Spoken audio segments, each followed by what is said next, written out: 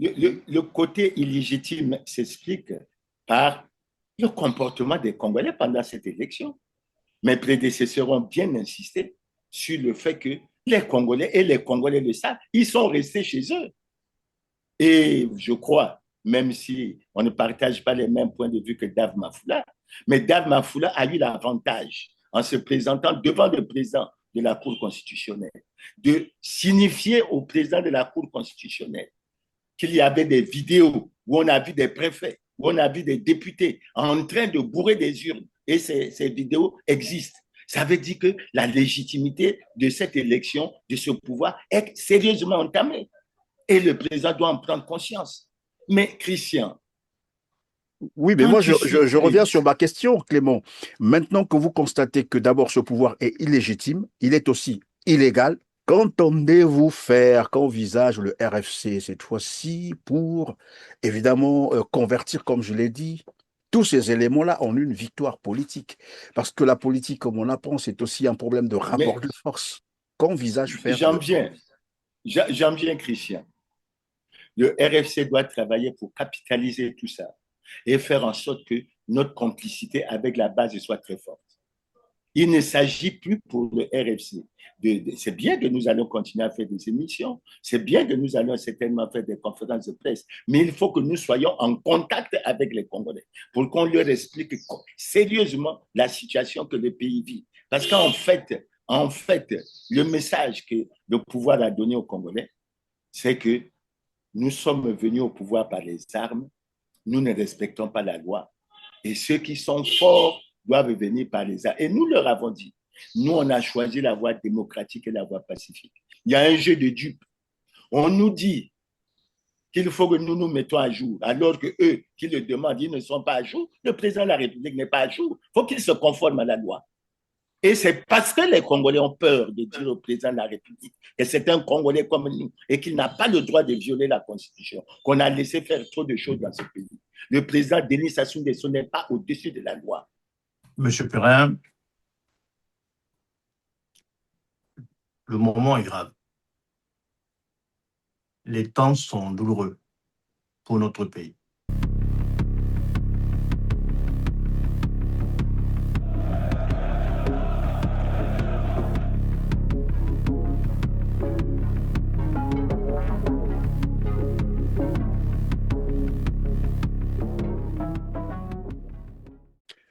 Bonjour à toutes et à tous, mesdames, messieurs. Merci de suivre R7 et bienvenue dans cette tribune où j'ai le plaisir de recevoir le Conseil des présidents du Rassemblement des forces du changement, représenté par son président Clément Mirassa en charge de l'orientation, de la coordination et qui engage le RFC auprès des tiers. Bonjour Clément. Bonjour Christian. Merci. Merci bien de nous recevoir. Je vous en prie, nous avons également Dr Marcel Guitokoulou, premier vice-président en charge de la prospective, de la communication et porte-parole. Bonjour, Dr Marcel Guitokoulou. Bonjour, Monsieur Christian Perrin. Très heureux de vous retrouver et surtout de m'adresser à l'ensemble du peuple congolais et de l'opinion internationale qui nous suit au travers de cette émission. C'est un plaisir de vous avoir avec nous aujourd'hui. Nous avons également Jean-Jacques Serge Yombio-Pango, deuxième vice-président en charge des relations extérieures. Bonjour, Jean-Jacques. Bonjour, M. Perrin. Très heureux d'être présent et je salue tous ceux qui vont suivre cette émission. Nous avons Si Rodrigue Christian Mayanda, responsable du département en charge de l'organisation, la mobilisation et la jeunesse. Bonjour, Christian. Bonjour, Monsieur Perrin, et c'est un plaisir d'être avec vous. Et bonjour à tous nos téléspectateurs. Merci, c'est un plaisir de vous avoir sur notre plateau. Et enfin, nous avons Timoléon Kedi, qui est secrétaire général. Bonjour, Timoléon. Bonjour à tous, heureux d'être là et heureux surtout de suivre ensemble avec vous le message du RFC aux Congolais. Merci, en tout cas, merci à tout le monde d'être là. Le Congo-Brazzaville vient effectivement de connaître une période électorale marquée par la présidentielle des 12 et 15 mars dernier. Denis Sassou Nguesso a prêté serment pour un 5e mandat. Le nouveau gouvernement est désormais en place avec la reconduction d'Anatole Collinet Makosso au poste du Premier ministre, chef du gouvernement. Quelle analyse peut faire donc le RFC, le Rassemblement des forces du changement, de cette situation politique et qu'envisage de faire le RFC pour atteindre ses objectifs? Voilà qui sera au centre de cette tribune. Je vais commencer par Clément Mirassa, qui est donc le président du RFC, pour comprendre quelle analyse tout cela, bien sûr, élection, c'est vrai. Bon, après, on reviendra sur, bien sûr, votre absence pendant les campagnes électorales, la présidentielle et juste après également. Mais quelle analyse faites-vous de la situation actuelle, la situation politique? Merci Christian pour ta question. Ce que je peux dire d'entrée de jeu, c'est que depuis de nombreuses années, le Congo va mal, très mal. Et nous avons créé le RFC, le Rassemblement des forces du changement, parce que nous pensions apporter notre contribution à la vie politique, à la vie de façon générale de notre pays. Et nous avons dit très tôt, dès que nous avons fait notre convention le 14 septembre 2025, nous avons annoncé très tôt que nous nous positionnons pour le changement, pour la rupture, pour la libération de notre pays. Et nous pensions le faire de façon démocratique et pacifique. Et nous l'avons dit très clairement.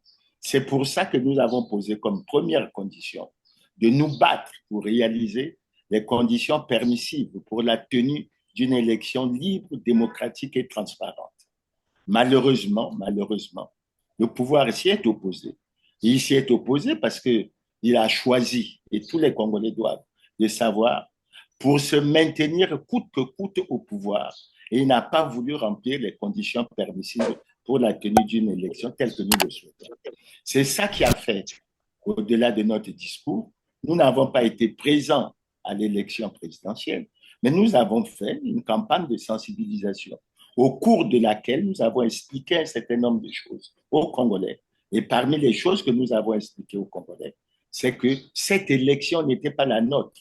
Cette élection n'était pas celle du peuple congolais. Et je crois que nous avons lancé un appel aux Congolais pour qu'ils restent chez eux les 12 et 15 mars 2026. Effectivement, ils sont restés chez eux. Et nous avons été très heureux de ce comportement, ce qui nous met en face de nos responsabilités après ce comportement des Congolais. Qu'est-ce que le RFC entend de faire? Et je crois qu'au cours de l'émission, nous aurons l'occasion de revenir là-dessus. Alors donc, nous disions qu'il y a eu ces trois périodes, sinon ces trois phases. Il y a eu la période de l'élection et on peut soulever un certain nombre de choses qu'on aurait pu considérer de ridicules, comme par exemple la tenue d'un dialogue, soi-disant, ou d'une concertation, sinon une mascarade de concertation à Djambala à quelques jours pratiquement de la tenue de l'élection. Il y a d'autres aspects sur lesquels nous reviendrons. Ensuite, il y a eu cette phase de l'investiture. Et là, nous tenons à dire très clairement que ce soit avant, que ce soit pendant, que ce soit après l'investiture, que le président de la République est complètement en non-conformité avec la loi. Et c'est un aspect qui nous préoccupe et sur lequel nous allons revenir. Et le dernier aspect que je vais soulever, c'est la formation de ce gouvernement. Parce que lorsque le président candidat a développé son programme, il a parlé de continuité. Et nous découvrons bien à travers la formation de ce gouvernement qu'il y a la continuité. Quelle continuité il y a? Il y a la continuité en ce qui concerne l'incapacité, l'impuissance de ce pouvoir à lutter contre la corruption. Et vous voyez qu'il y a un certain nombre de ministres qui ont été conduits alors qu'ils sont impliqués dans des gros scandales, dans des grands crimes économiques et financiers. Et pour en citer quelques-uns, vous avez les Panama Papers, vous avez le Trésor Gate, vous avez le FIBA Gate, etc. Un autre message que l'on fait passer à travers ça, c'est la continuité dans le non-respect de la loi. Parce qu'aucun d'eux n'est conforme à la loi et aucun d'eux ne le sera. Donc, il y a d'autres aspects sur lesquels on peut revenir et je crois que dans les détails, on vous donnera davantage d'informations. Le constat que l'on fait, c'est que le gouvernement actuel, le président actuel, a choisi la continuité pour la souffrance des Congolais, pour enfoncer davantage les Congolais dans la misère et dans la souffrance. Et je crois que c'est aux Congolais d'en prendre conscience. Et nous, avec eux, nous devons travailler pour que nous allions véritablement vers le changement et vers la rupture. Voilà ce Et mot donc, que vous introductif disiez, que je vous, permets. avec les Congolais, vous devez travailler pour aller vers un changement effectif. Je vais me tourner vers le docteur Marcel Guitoukoulou. C'est sur ce même plateau que vous promettiez aux Congolais de changer, de faire tout pour changer la donne politique. Mais que s'est-il finalement passé? Parce qu'après, on a noté finalement votre inaction, permettez que je le dise comme ça, votre absence. Vous avez d'ailleurs moins communiqué pendant les campagnes, alors que c'était aussi une occasion pour s'adresser aux Congolais. La nouvelle donne que vous promettez aux Congolais, la donne politique que vous alliez changer, que s'est-il passé? Monsieur Perrin, comme je le disais tout à l'heure, je suis heureux de vous retrouver, mais de m'exprimer également pour que l'opinion nationale et internationale prenne conscience de la situation exacte du pays et que ensemble nous puissions fournir des énergies et des forces pour arrêter cette machine folle du pouvoir congolais.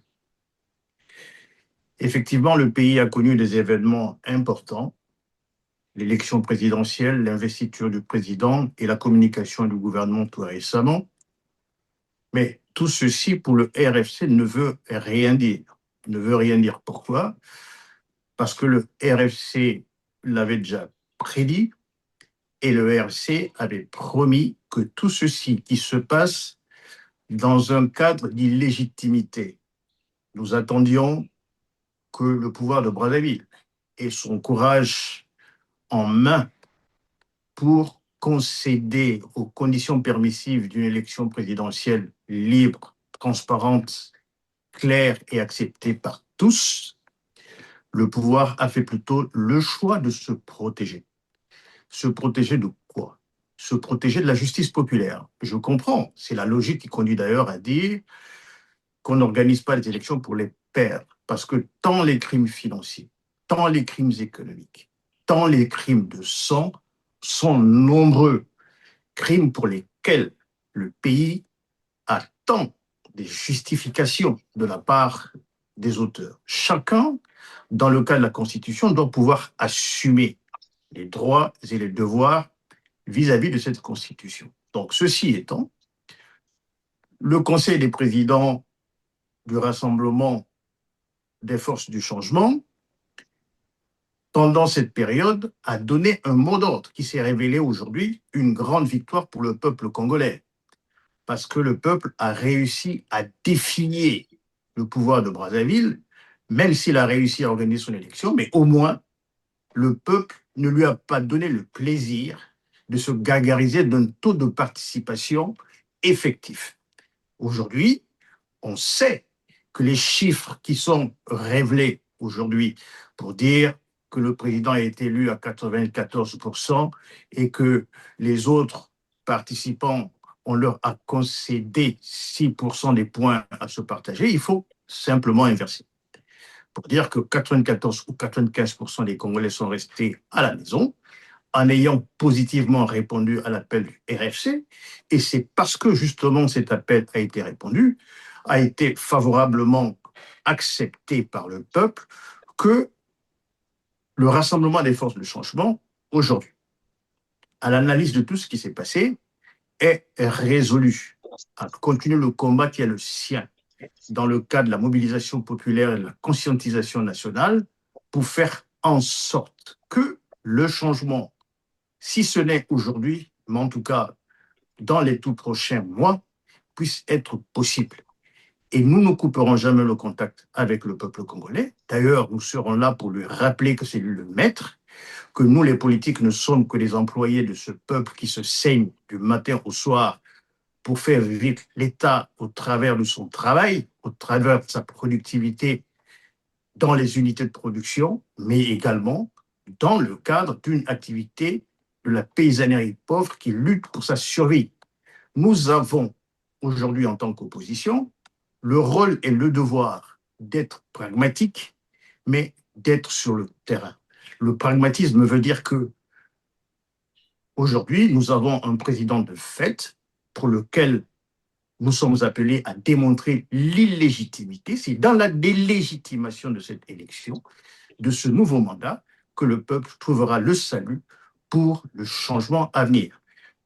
Lorsque on se rabat sur ce qu'a été la cérémonie de prise de pouvoir qu'on appelle l'inauguration, d'ailleurs c'est très surprenant de voir qu'on a voulu le faire Parler en grande de l'investiture, pardon.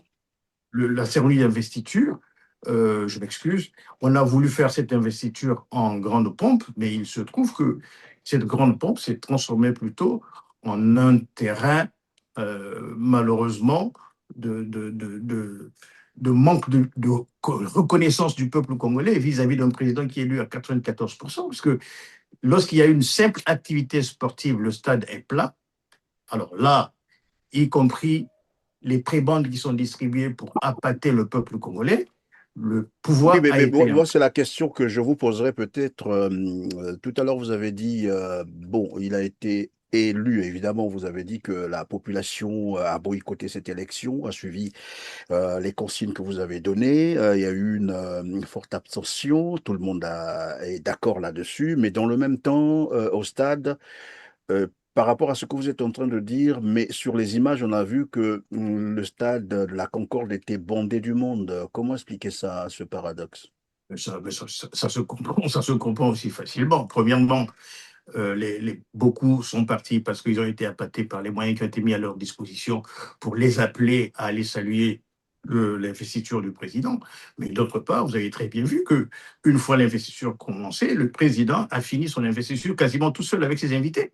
Ça veut dire que les gens n'y sont pas allés parce qu'ils voulaient saluer l'investiture du président, mais ils sont allés parce que le seul moyen de redistribution qui est mis à leur disposition, ce sont ces prébendes qu'on leur donne dans ces occasions-ci. Mais là n'est pas le problème. Le problème, c'est de dire, le peuple montre à l'opposition aujourd'hui la voie à suivre. Le peuple est prêt, c'est à l'opposition de pouvoir se mobiliser. Mais cette opposition, pour qu'elle se mobilise, il faut qu'elle soit capable de se parler à elle-même. Il faut qu'elle soit capable d'avoir un dialogue avec elle-même. Il faut qu'elle soit capable d'opérer une sorte d'aggiornamento interne. Et ça, c'est un combat dans lequel le RFC va s'investir, puisque si l'on voit bien aujourd'hui, de toutes les tendances de l'opposition congolaise, seul le RFC s'est révélé véritablement dans le cadre d'une opposition frontale et constructive contre le régime de Sassou, mais constructive pour le pays.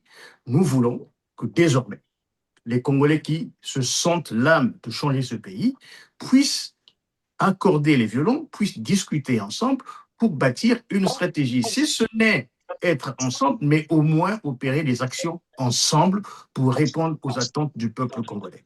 Voilà ce que je peux dire au stade Merci, actuel. docteur Marcel Guitokoulou. Je vais donc m'adresser à Jean-Jacques Serge Yombi Opangou.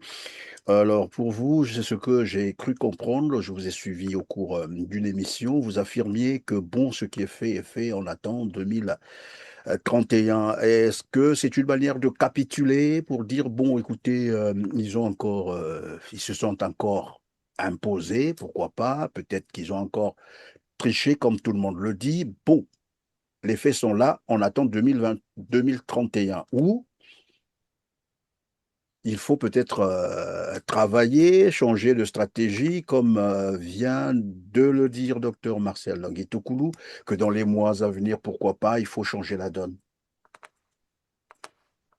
Merci pour votre question, Monsieur Perrin. Alors, je voudrais, dans une large mesure, m'associer à ce qu'ont dit mes prédécesseurs, mais pour la question précise que vous me posez, moi, je ne peux pas faire le surpris. Depuis 2019, vous le savez, j'appelle à une union de l'opposition, aux états généraux de l'opposition politique congolaise. Parce qu'aujourd'hui, au Congo, le problème, il est là. C'est nous, les opposants, qui ne sommes pas sérieux.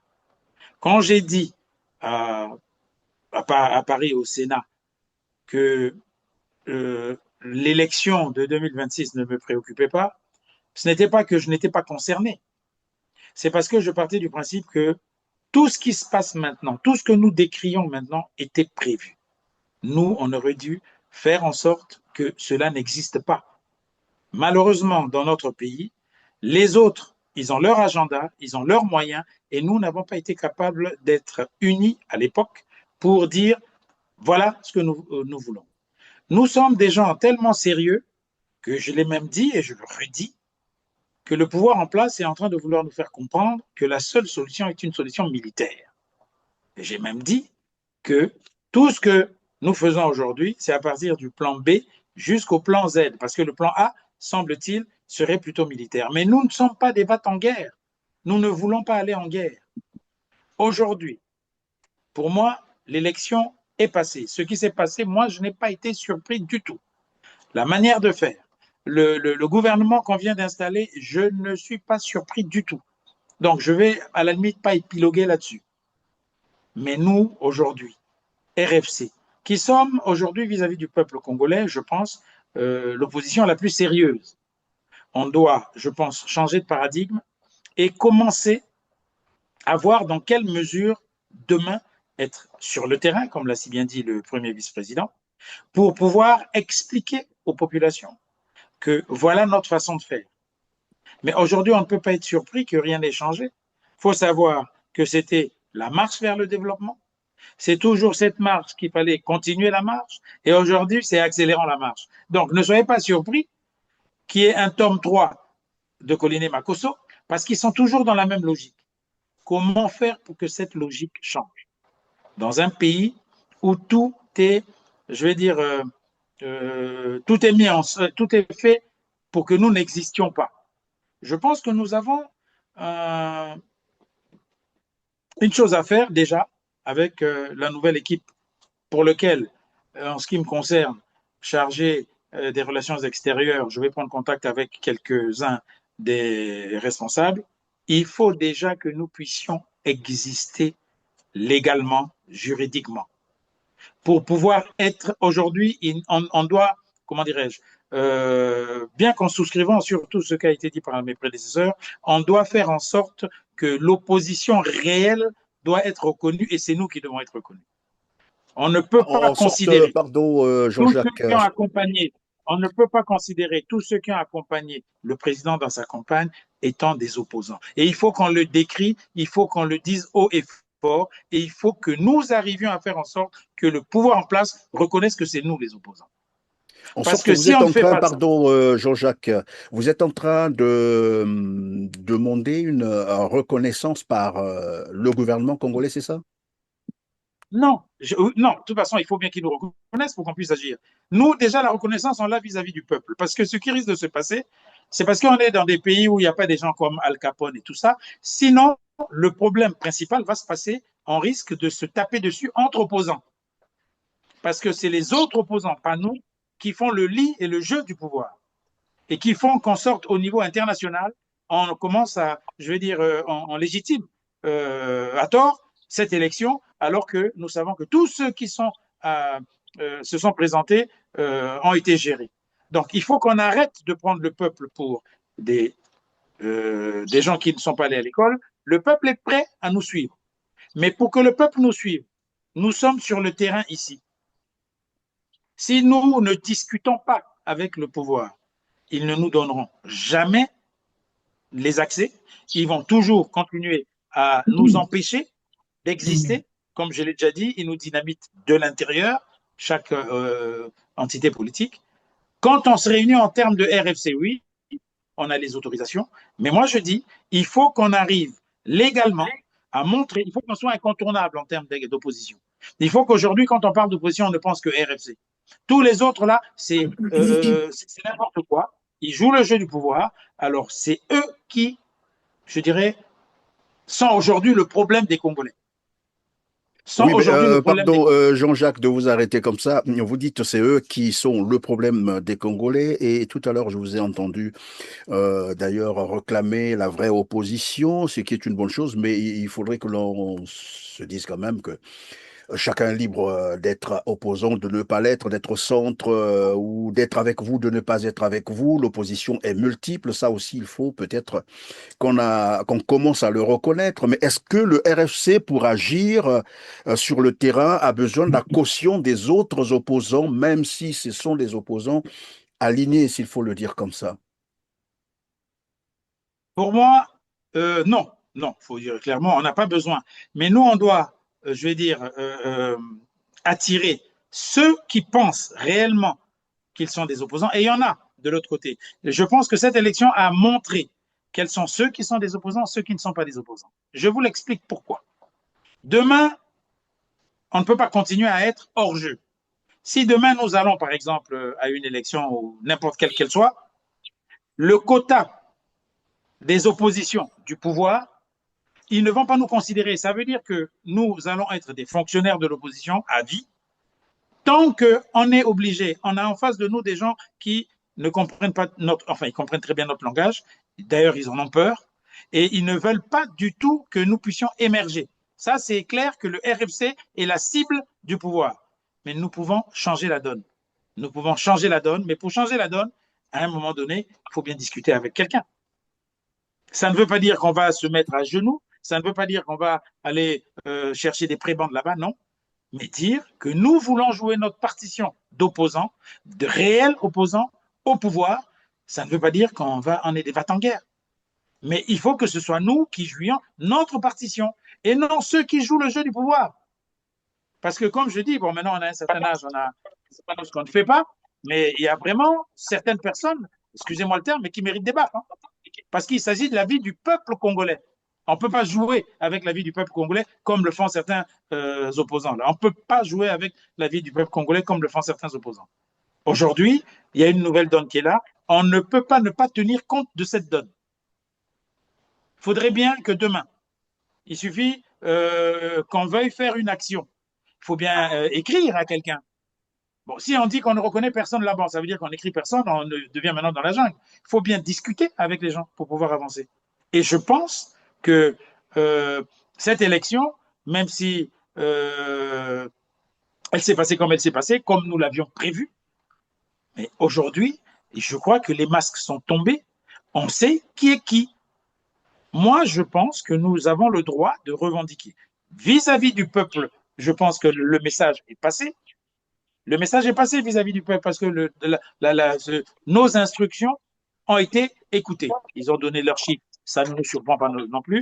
Mais comme l'a dit le premier vice-président, le peuple nous a écoutés. Et ça, c'est déjà une satisfaction. Ça, c'est une satisfaction.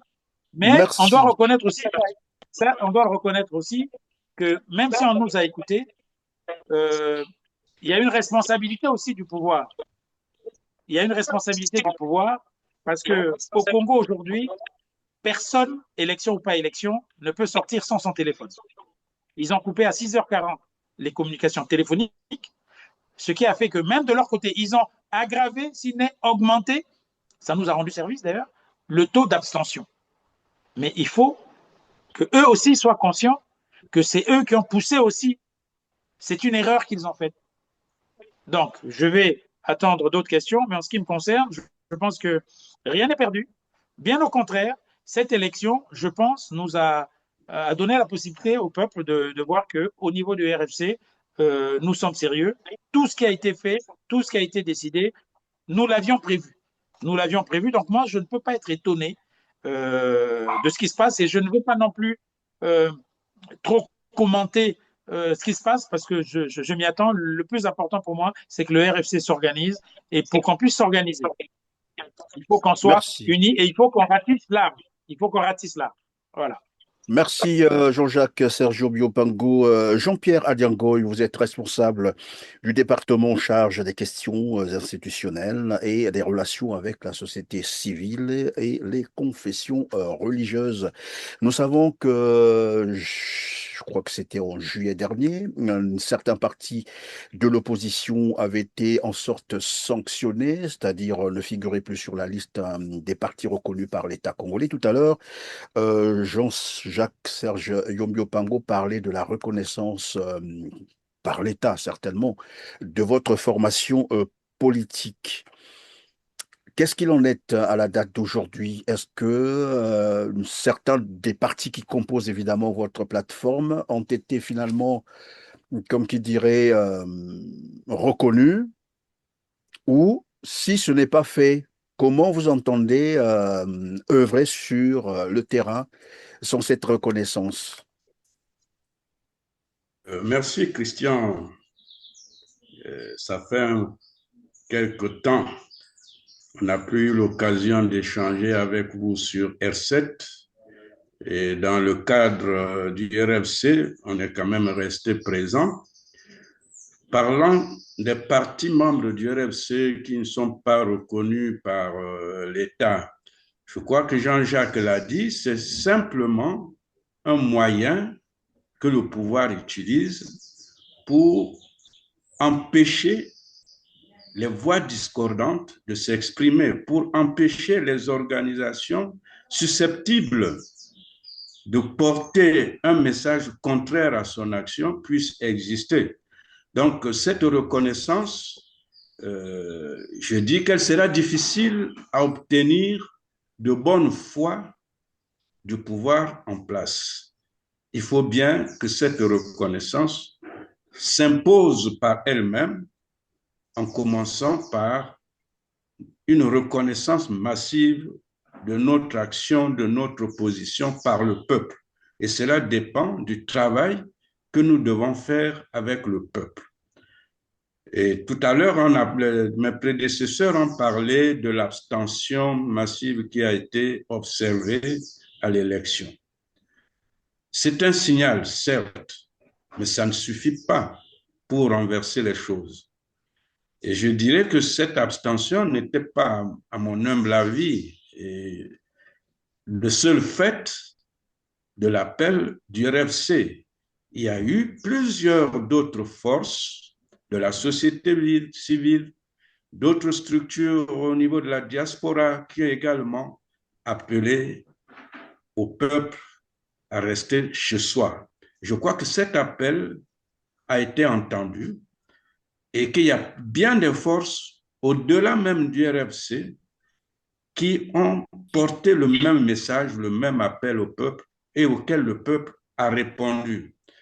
Maintenant, il est question qu'au-delà des partis, au-delà du RFC comme regroupement politique, qu'il y ait un rassemblement, un front qui se constitue réellement au niveau des forces vives de la nation qui sont prêtes à ce qu'il y ait un changement réel. Parce que l'élection a eu lieu, elle est passée, on sait comment elle s'est passée. Il y a un président qui a été élu, il est reconnu certainement par les autres puissances, comme le président du Congo. Il y a eu l'investiture dans un grand stade, dans les conditions aussi qu'on a vues.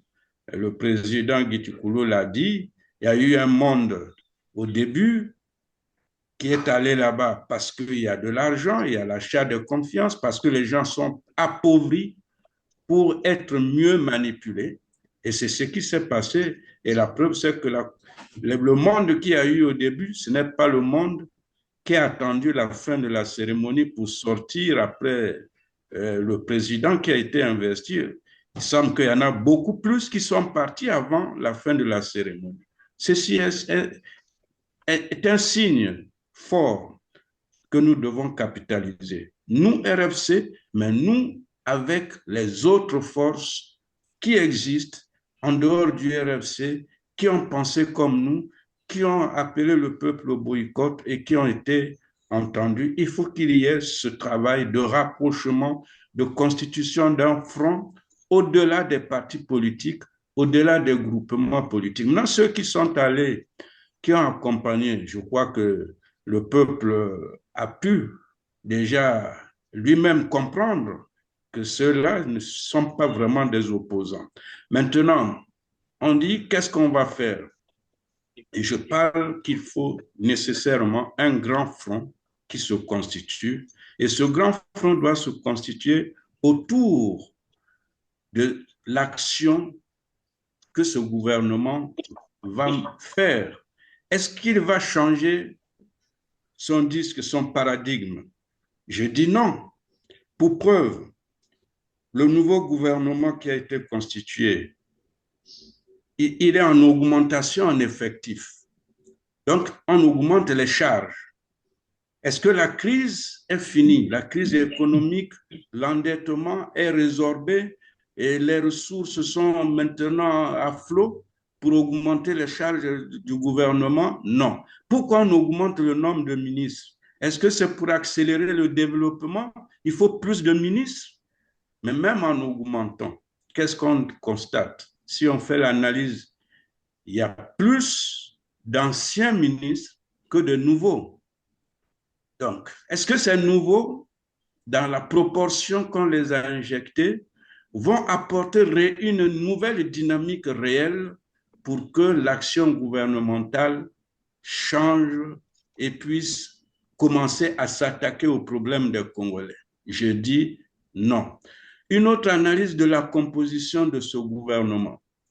Il est fortement clanique, sinon tribal, sinon régionaliste. Sur près de 40 ministres, il y en a 21 du même département. Donc, plus de 50% des ministres sont du même département de la cuvette ouest, département d'origine du président de la République. Voilà un chiffre sur lequel il faut réfléchir. Est-ce que c'est avec les 21 ministres de la cuvette ouest qu'on va apporter le changement, qu'on va accélérer le développement? Je dis, c'est difficile, c'est moins sûr. Une autre analyse de ce gouvernement.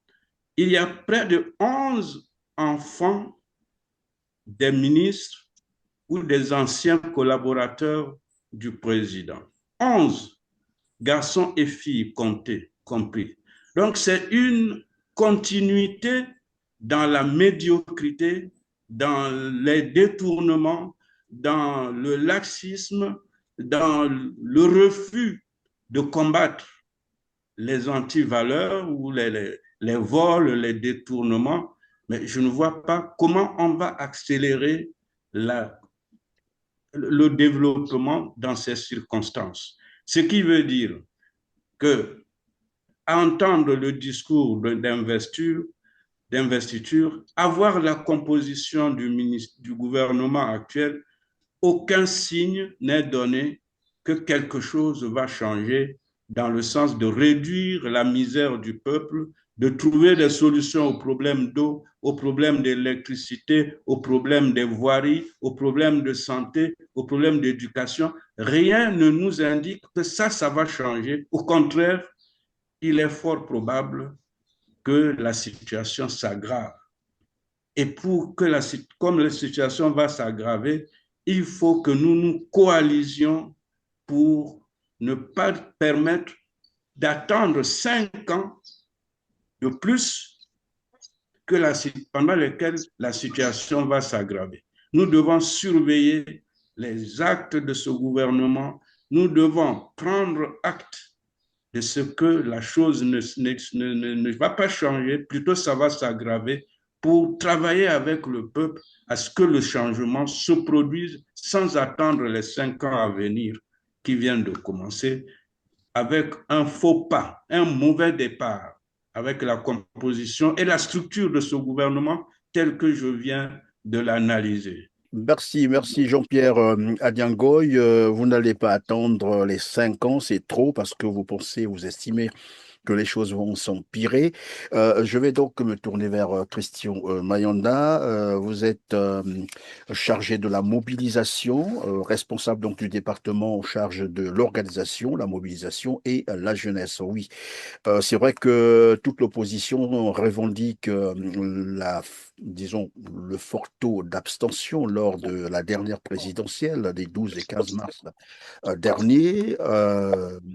Au stade de la Concorde, là aussi, malgré l'argent qui a été mis en jeu pour acheter les consciences, corrompre les jeunes, remplir ce stade, on a constaté, on l'a dit tout à l'heure, le stade s'est vidé avant même la fin de la cérémonie, avant même d'atteindre le milieu, j'allais dire, de la cérémonie. C'est la preuve que les jeunes y étaient allés parce que ils avaient reçu des prébendes, quand même, à le dire, docteur Marcel Guitoukoulou, mais le temps aussi passé et il fallait quitter les lieux pour les raisons que seuls les jeunes savent. Alors, Sir Bayonda, une fois qu'on a réussi à passer cette consigne, c'est-à-dire la démobilisation, c'est ce qu'il faut dire. Vous avez réussi, vous et les autres, bien sûr, comme venait de le dire Jean-Pierre Anyango, et vous avez réussi à évidemment obtenir ce fort taux d'abstention. C'est un élément. Mais la suite, c'était quoi? Est-ce que lorsque vous appeliez à cette abstention, c'était quoi en filigrane? Après, la suite, c'était quoi en perspective? Juste rester à la maison et puis attendre, voir si le PCT allait encore tricher, et ce qui était d'ailleurs évident, parce que Jean-Jacques Sergio Mbiopango vient de le rappeler tout à l'heure, c'était une évidence. Tout le monde savait qu'ils allaient tricher. Oui, ils ont triché, et on a vu. Ils se sont maintenus au pouvoir. La suite, c'est quoi concrètement dans le cadre de la mobilisation? Non, pas de merci, monsieur Terrain. C'est une difficulté d'intervenir après tous les présidents qui ont parlé avant moi et qui ont véritablement épluché tous les sujets, tout ce que je devais dire. Mais pour répondre à votre question en termes de mobilisation, je crois que au niveau du RFC, nous avons fait en termes de mobilisation ce que nous avions à faire au cours d'un certain nombre d'activités que nous avions eues, notamment les rencontres citoyennes et autres. Nous avons, en termes de démobilisation, comme vous l'avez rappelé, comme les collègues l'ont rappelé, fait de telle sorte que cette élection, qui n'avait pas d'importance pour nous, fait de telle sorte qu'elle ne mobilise pas grand monde. Nous l'avons réussi avec beaucoup d'autres forces, comme vous l'avez rappelé. Aujourd'hui, je pense qu'il faut continuer à travailler pour véritablement gagner cette adhésion populaire, continuer à montrer au peuple congolais que nous sommes véritablement la seule opposition politique sur laquelle ils peuvent compter pour que le changement et que cette rupture que ce peuple attend avec beaucoup d'impatience, nous sommes la seule alternative, nous sommes la seule force politique aujourd'hui en mesure de la proposer. En la proposant, nous sommes conscients également que nous ne pouvons pas tout faire seuls. Et c'est pour cela que dans nos discours, dans nos appels, nous demandons toujours à ceux qui se reconnaissent dans ce désir de changement et de rupture, de se joindre à nous pour que nous continuions ensemble ce combat. Et ce combat, justement, il n'est pas terminé. Il va se poursuivre. Il va se poursuivre. Et tout en se poursuivant, j'en ai appelé, et je crois qu'on en discute au sein du RFC, il faut, en termes de stratégie, que nous aussi nous changeons de paradigme en prenant en compte dans notre démarche stratégique les véritables variables qui peuvent faire basculer le rapport de force. Et quand je parle des véritables variables, mais ce sont les variables qui vont nous emmener au pouvoir. Et quand je parle de véritables variables, je parle des variables tant internes qu'externes. Je ne veux pas trop rentrer dans le détail, mais je crois que je me fais comprendre. Nous devons donc changer de stratégie, nous devons changer de paradigme pour que nous mettons un terme à ce régime en place. Comme l'a rappelé le président Nyangol, et justement d'ailleurs, je ne pense pas qu'on peut attendre beaucoup de ce pouvoir, nous pouvons attendre beaucoup de ce gouvernement et de ce président qui, après 42 ans, ne nous a rien donné en termes de résultats, en termes de performance. Et ce n'est pas à 5 ans et à son dernier mandat qu'il va faire par coup de balai magique, de baguette magique, une transformation et la transformation profonde que nous attendons depuis un certain moment pour faire évoluer les conditions de vie des Congolais. Et Oui. tout en abondant le même sens que le président Hernandez, quand je regarde le gouvernement, je vous l'ai dit tout à l'heure en off, que pour moi, ce gouvernement a une mission essentiellement politique. Une mission essentiellement politique qui va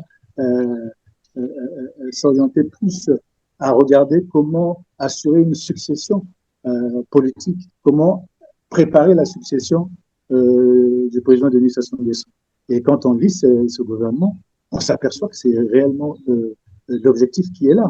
En off, tout à l'heure aussi, on a rappelé le fait qu'à l'investiture, déjà, on nous avait montré dans les réseaux sociaux comment vous appelez ça, une banderole qui faisait allusion à une nouvelle révision de la Constitution, et justement pour s'attaquer à ce problème de succession, pour s'attaquer à cette problématique de l'après Sassou. Et donc, pour moi, c'est une mission essentiellement politique. Et donc, c'est un combat politique que nous devons engager, nous, en termes RFC, reconnaissance ou pas, mais, comme je l'ai dit tout à l'heure, gagner l'adhésion populaire, continuer à faire de telle sorte que le RFC soit organisé sur le terrain dans tous les départements, représenté en identifiant les grands mobilisateurs, en identifiant les personnes ressources qui vont faire de telle sorte que notre travail de mobilisation, notre travail sur le terrain soit reconnu. Et je pense que nous l'avons bien commencé et nous devons le poursuivre. Le peuple attend de nous ce changement, le peuple attend de nous cette rupture, et je pense que pour gagner cette confiance, nous devons nous atteler à continuer sur le terrain à travailler. Et je crois que c'est le sens des missions qui sont les miennes, et c'est ce à quoi nous allons nous atteler. Mais encore une fois, en termes de stratégie, Oui. il faut qu'on change de paradigme. Le pouvoir ne se donne pas sur un plateau d'argent. Le pouvoir se donne en adoptant un certain nombre de stratégies, en prenant en compte un certain nombre de variables qui emmènent au pouvoir.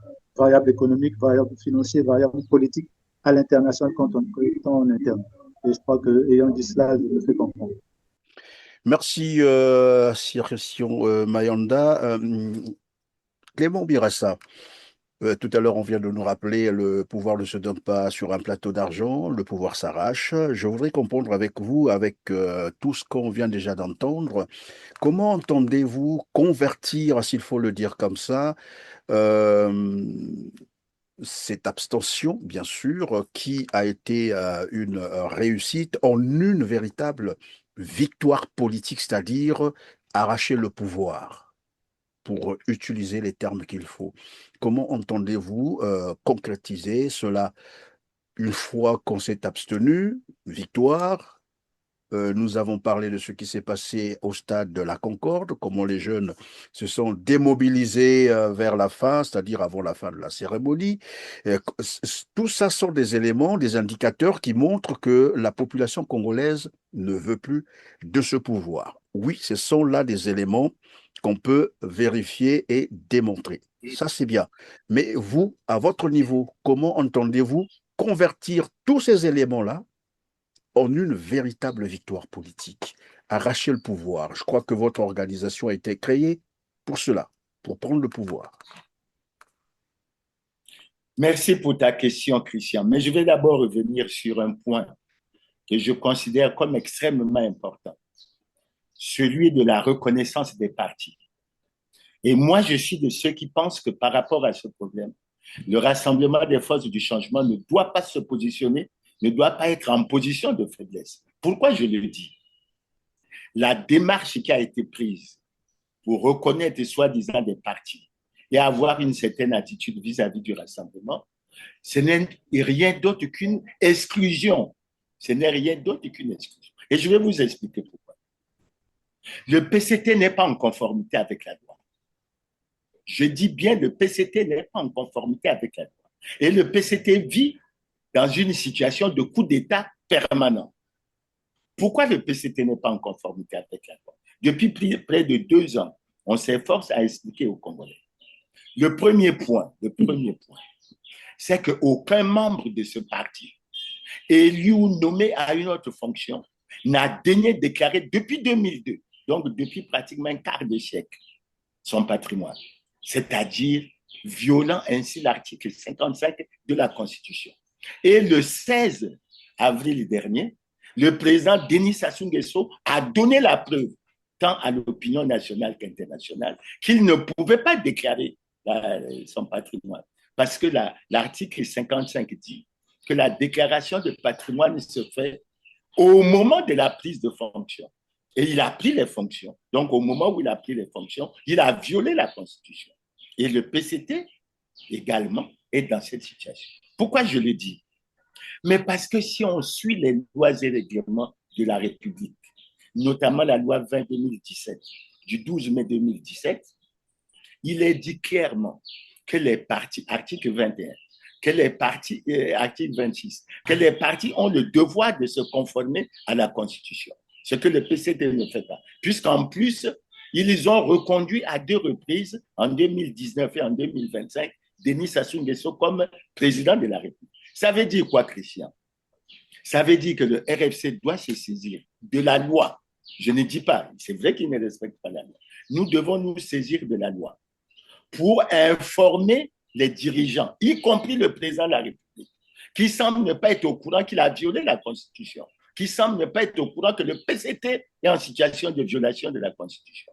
Nous devons rappeler au président de la République par rapport aux lois, puisque c'est ça qui fait le bilan globalement positif du PCT, par rapport aux lois que le PCT a majoritairement votées, que l'article 31 de cette même loi dit clairement qu'en cas de violation des lois en vigueur par tout parti ou groupement politique, le ministre chargé de l'administration du territoire suspend le parti concerné par voie d'arrêté. Ça veut dire quoi?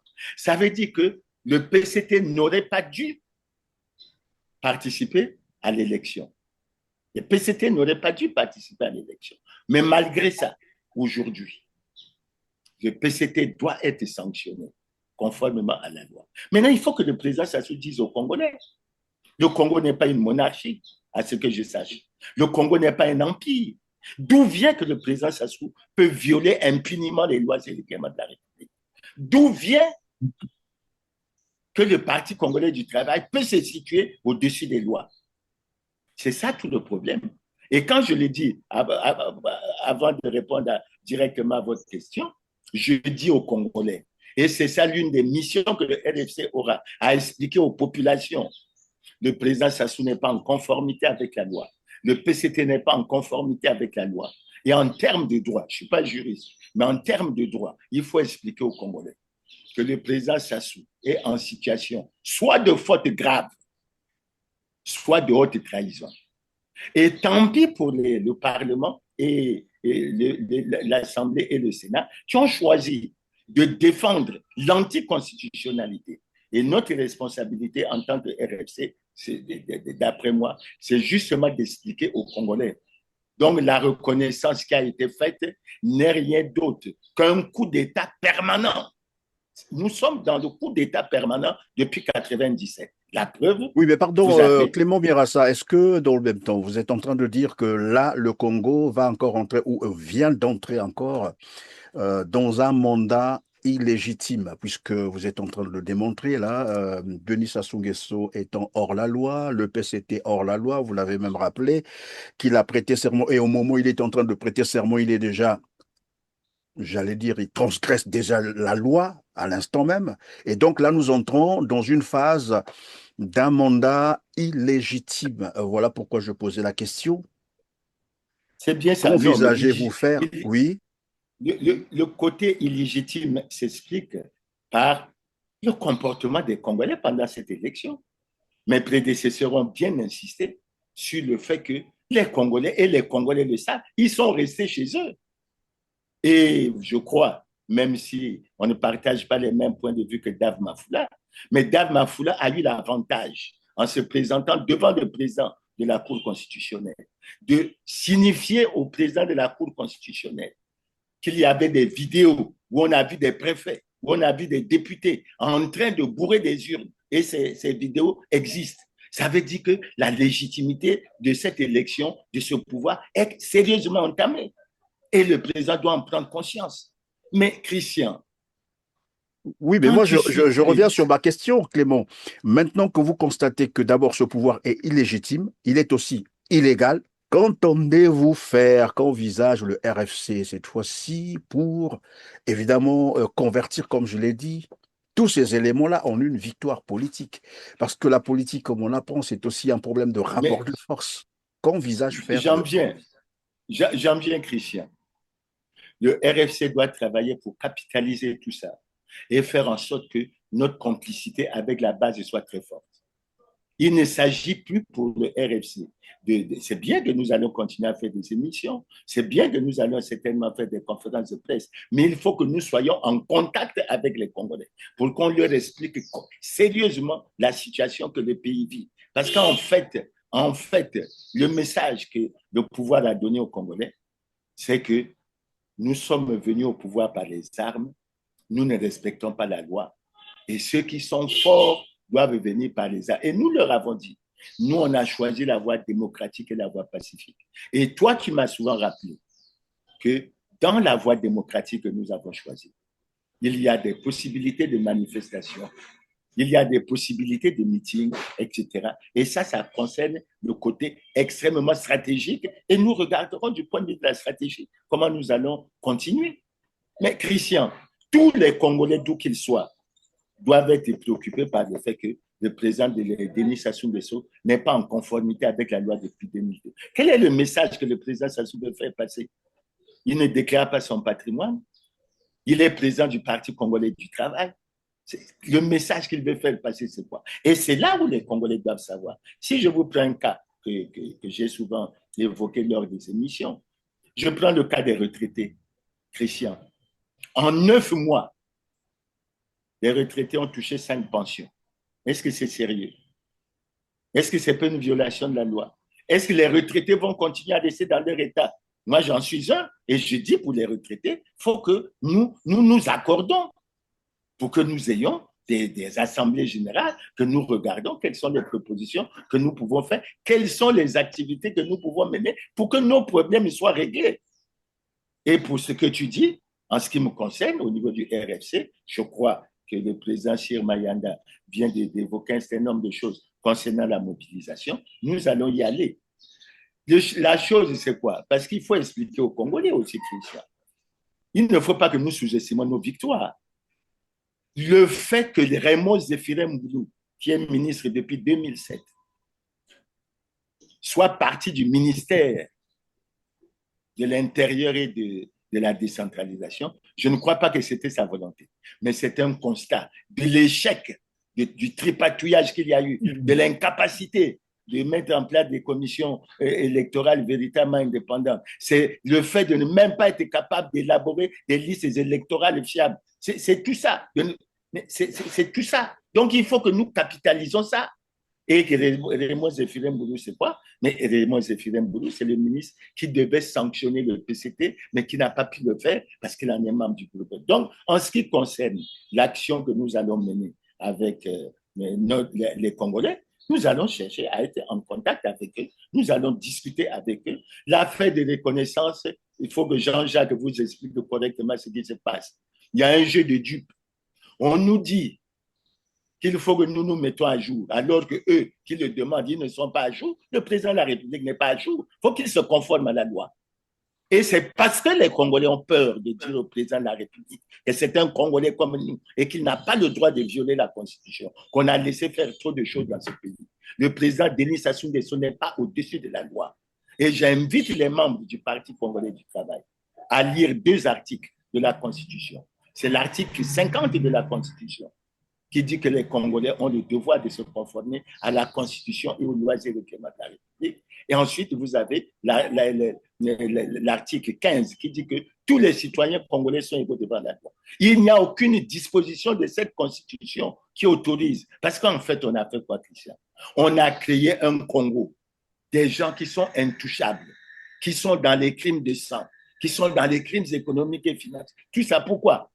Mais parce que les Congolais sont restés silencieux devant ces problèmes. Et nous, au RFC, il faut que nous élevons déjà nos voix, il faut que nous continuions à les élever et nous allons orienter de façon stratégique notre combat pour que nous allions véritablement au changement et à la République. Je saisis un autre exemple, Christian. Et il faut que le président Sassou le sache. Les Congolais ont peur de le lui dire, mais moi je le dis. Denis Christel Sassou Nguesso s'est adressé à Dos Santos en disant « Mon père ne travaille pas bien. Les Congolais ne l'aiment pas. Il ne faut pas se fier à l'image qu'il essaie de se donner au plan extérieur et international. Il se donne cette image pour mieux agir au plan intérieur. Mais nous, on a besoin de conserver le pouvoir. Et pour conserver le pouvoir, il a sollicité le soutien du président Dos Santos pour venir embrasser son père. Et pourquoi les Congolais ne se lèvent pas pour dire à Denis Sassou Nguesso que son fils est un Congolais comme tous les autres? Si au RFC, on n'a pas le courage de parler le langage de la vérité avec les Congolais, mais ce n'est pas la peine. Et moi, je suis de ceux qui pensent. Et j'ajoute ceci, Christian, et c'est là que je vais terminer.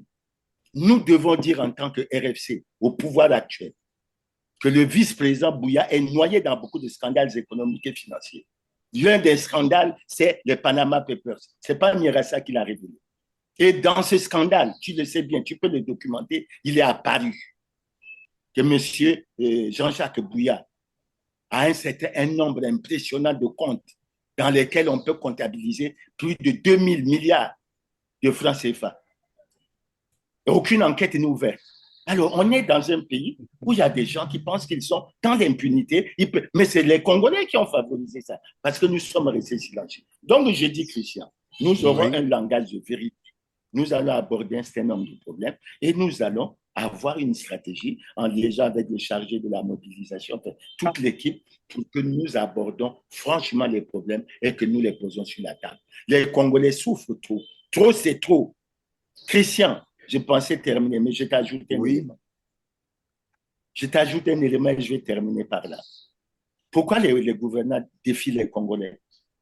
C'est la justice qui a pris une réquisition au fait d'interdiction de sortie du territoire national de Dongou Zidane Armel pour des questions de détournement de fonds que certains estimaient à 3 000 milliards de francs CFA.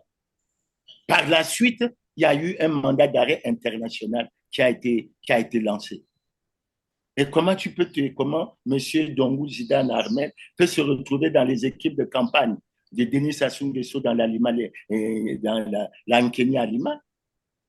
Et comment, lors du meeting dans ces départements, le président salue, y compris le procureur de la République, parce que les juges, à ce que je sache, les magistrats n'ont pas de droit, etc. Mais ensuite, il salue Dongou et il est là. Et on va continuer comme ça à rester silencieux devant ces faits. Je dis, Christian, qu'au niveau du RFC, il faut que nous agissons pour le changement et la rupture, que la politique se fasse autrement qu'elle ne se fait aujourd'hui. Et pour que cela se fasse, il faut que nous ayons un langage de vérité vis-à-vis du peuple et vis-à-vis des gouvernants actuels. Il faut leur dire, trop c'est trop. Voilà, et donc le RFC entend agir pour changer la donne, c'est ce que j'ai cru comprendre. Vous envisagez donc agir sur le terrain. Docteur Marcel Guitoukouloué, et là nous allons donc vers la fin de cette tribune. Maintenant qu'il est démontré que Denis Sassou Nguesso là vient d'accaparer un autre mandat, d'abord illégitime et illégal, il faut le dire comme ça.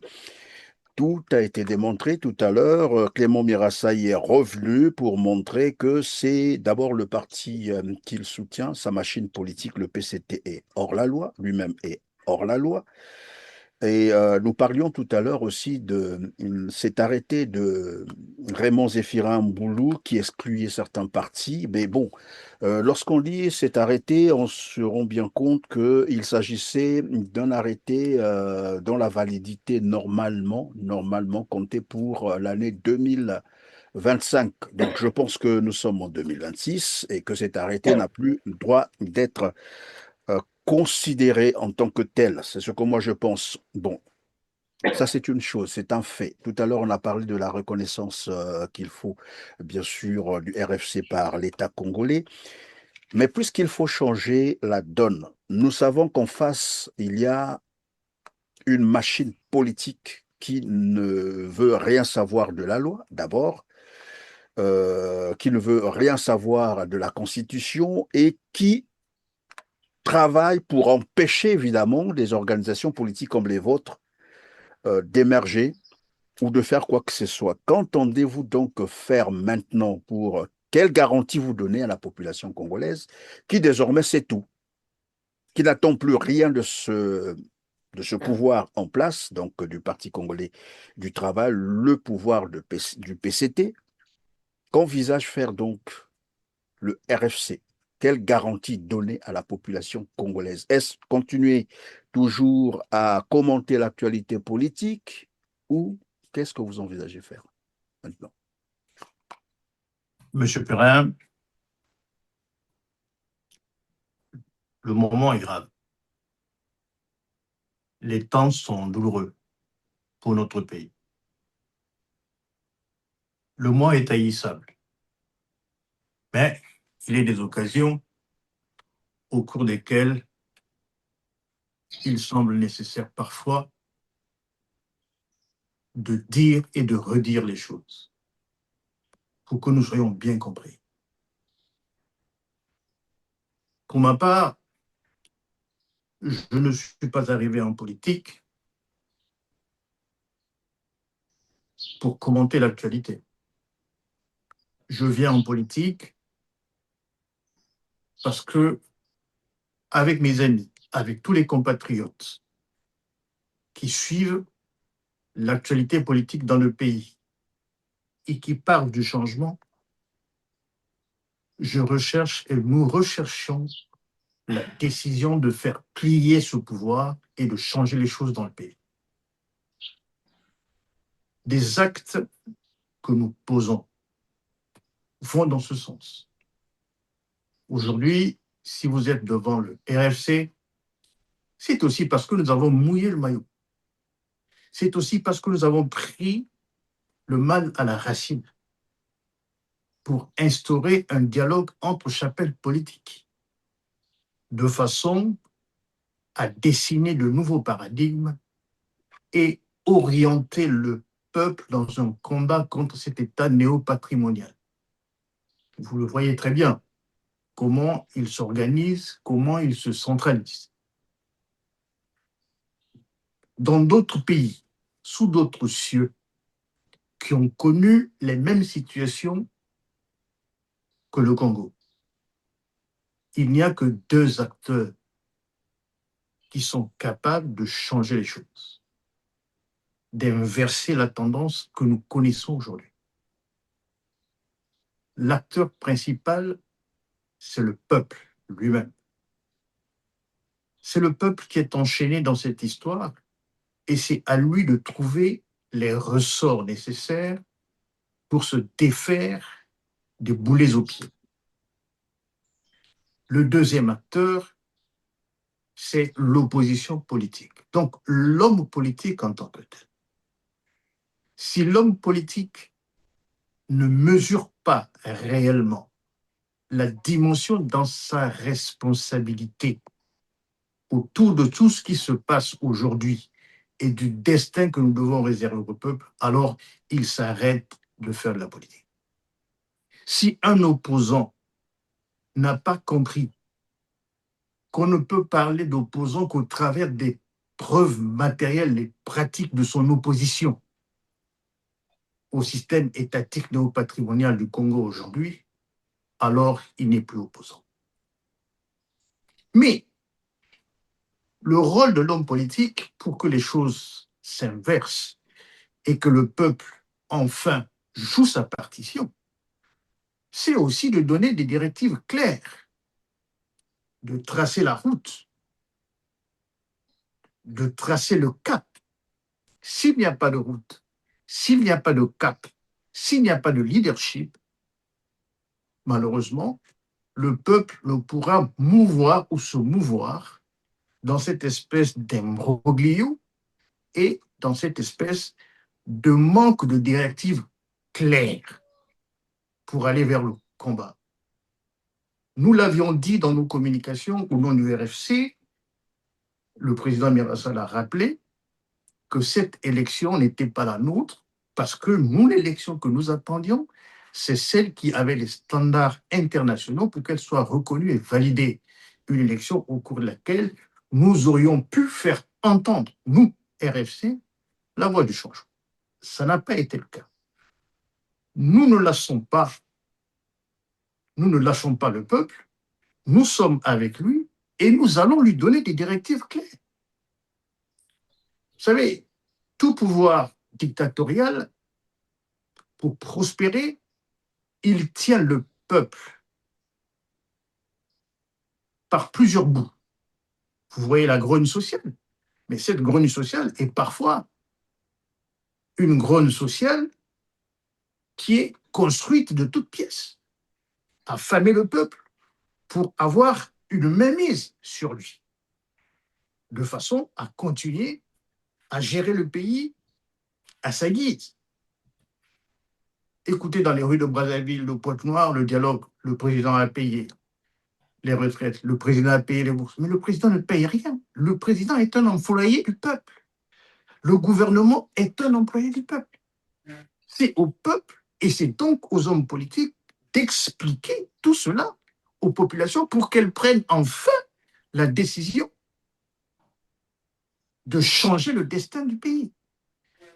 Lorsque ce pouvoir s'arc-boute sur une sorte de capitalisme de connivence, c'est-à-dire qu'il y a tellement d'entreprises dans le pays qui dilapident les fonds publics parce que ce sont des entreprises qui appartiennent aux dirigeants actuels. Et si nous sommes incapables de dire au peuple, voilà ce qui se passe, comment votre argent est dilapidé, et voilà ce que vous pouvez faire, le peuple ne le comprendra pas. Tout seul, il faudra l'expliquer. Qui ne sait pas que dans le domaine pétrolier, par exemple, la connivence est très grande entre certaines sociétés d'exploitation pétrolière, tant dans la production que dans la distribution des produits pétroliers, sont rattachées au pouvoir de Brazzaville. Nous le connaissons. Et je pense que c'est là le combat du RFC de pouvoir mettre le peuple sur ses pistes pour que ces entreprises soient véritablement boycottées. En les boycottant, vous coupez les subsides au pouvoir et le pouvoir ne pourra qu'en pâtir et le changement commencera à prendre forme. Donc, moi, je pense que les choses sont claires. Il ne faut pas tourner autour du pot. La responsabilité, elle est politique et c'est à l'homme politique de prendre son destin et celui du peuple en main pour que le peuple esclavagisé aujourd'hui puisse enfin lui également emboîter le pas à l'homme politique pourvu que ce dernier puisse faire preuve de cohérence.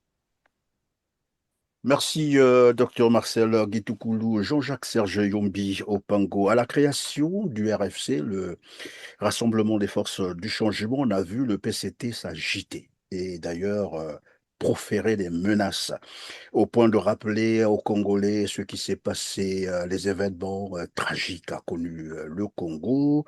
Et rien que par le label RFC, le PCT semblait y voir une menace militaire. Et nous avons entendu son porte-parole parfait Iloki le révéler. Alors, après, on a compris que finalement, puisqu'on allait vers une élection présidentielle, c'était une stratégie de dissuasion parce que le PCT ne voulait pas, ou peut-être ne voulait pas, affronter ou être en face des candidats de l'opposition, des candidats sérieux, bien entendu. Apparemment, le RFC que vous incarnez avait cédé, puisqu'il n'y a pas eu un candidat à l'élection présidentielle représentant donc le RFC. Bon, maintenant, tout le monde est conscient, et je l'ai déjà mentionné, que tout ce qui est en train de se faire actuellement est dans l'illégalité totale. Il y a une autre menace désormais, c'est ce que la fameuse, comme qui dirait, la tristement célèbre DGSP est en train de faire. Tout ça, c'est toujours dans la logique de dissuasion. Et moi, je veux comprendre avec vous, est-ce que vous allez continuer à céder ou qu'est-ce qu'il faut désormais faire pour rendre, comme disait un autre invité sur ce même plateau, rendre ce mandat soit ingouvernable, ou comment faire pour en finir avec ce régime et surtout ne pas céder à l'intimidation.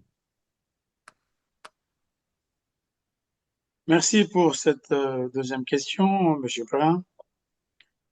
D'abord, il faut que l'on prenne conscience d'une chose qui est importante parce que on n'en parle pas assez. Le parti au pouvoir n'a pas fait sa mue vers la démocratie. Ce mot, ils ne savent pas comment ils ne le comprennent pas. Même si vous pouvez me traduire ce mot en bauchi, peut-être qu'ils comprendraient. Hein. Ils ne comprennent pas, ils sont encore dans un moule de monopartisme. Toutes leurs réactions, c'est des réactions de gens qui sont encore au mono. Ils ne comprennent rien à la démocratie, mais rien du tout. Et c'est ça qui est triste dans notre pays. Dès qu'on essaie de parler de démocratie, dès qu'on essaie de parler de conformité, etc., tout ce que nous venons de dire, que mes prédécesseurs ont évoqué, ils s'en foutent comme de l'an 40. Mais alors complètement. Complètement. C'est pas qu'ils comprennent pas. Ils s'en foutent royalement. Nous avons vu une élection présidentielle où en face, comme nous l'avons dit, il n'y avait pas spécialement d'enjeu. Mais je crois qu'il n'y a pas eu une élection présidentielle où il y a eu des dépenses aussi énormes. Je pense qu'on a dépassé les 30-40 milliards. Voyez-vous? Donc, c'est déjà irresponsable en tant que tel. Bon, on a vu que au Gabon, Oligui a fait au stade, Touadéra a fait au stade, donc le président, qui est le doyen de tous, ne pouvait pas le faire, hormis dans un autre endroit que le stade. On a dépensé beaucoup d'argent alors qu'en face, il n'y avait pas de personne capable de bousculer les lignes. Quand bien même certains se sont même permis de dire qu'ils ont gagné. Des rêveurs. Mais bon, je dis ceci. Eux, ils pensent à tout en amont. Ils organisent les choses en amont. L'opération DGSP ou l'opération Kuluna a été pensée. C'est pas arrivé par hasard. A été pensé. Oui, on a fait des choses. Nous nous sommes déjà exprimés là-dessus en disant que c'était des crimes contre l'humanité. Et plus grave encore, le président de la République lui-même, dans une école, a dit que les instructions venaient de lui. C'est quand même quelque chose de très grave. Mais quand vous êtes dans un pays où le peuple sait que le pouvoir en place est arrivé au pouvoir comme ils sont arrivés, que le président de la République dit qu'il a donné des ordres à un directeur général, alors que ce n'est pas le rôle du président de la République, comment voulez-vous que le peuple réagisse? Comment voulez-vous que le peuple réagisse? C'est pour ça que je disais tantôt, il faut que nous arrivions à discuter avec le pouvoir, parce qu'il faut qu'on ait notre place en tant qu'opposant. Il faut qu'on arrive à expliquer au pouvoir, il faut qu'on arrive à expliquer aux populations que c'est nous les vrais opposants. Mais demander aujourd'hui, parce que dans les méthodes, il faut bien qu'on soit capable de demander au peuple d'aller dans la rue. Qui va aller dans la rue aujourd'hui? Surtout que nous ne sommes pas organisés.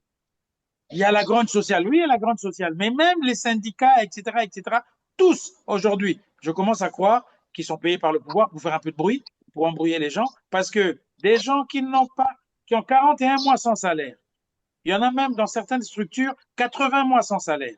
On leur paye 2 mois, ils sont heureux, ils fêtent, ils passent sur Internet pour fêter les 2 mois alors qu'on leur doit 41 et 80. Ça veut dire qu'il y a quand même une mentalité congolaise à travailler et il faut quand même qu'on soit à un moment donné sérieux.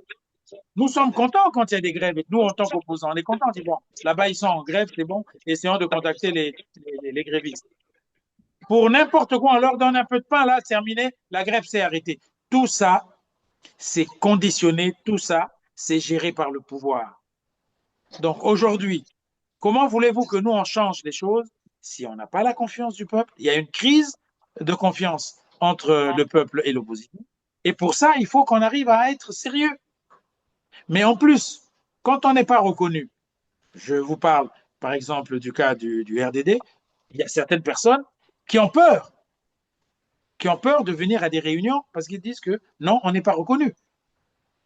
Eux, ils le font exprès. C'est des choses qui sont étudiées parce que, en termes de désinformation, en termes de destruction, le parti au pouvoir est bien connu pour ça.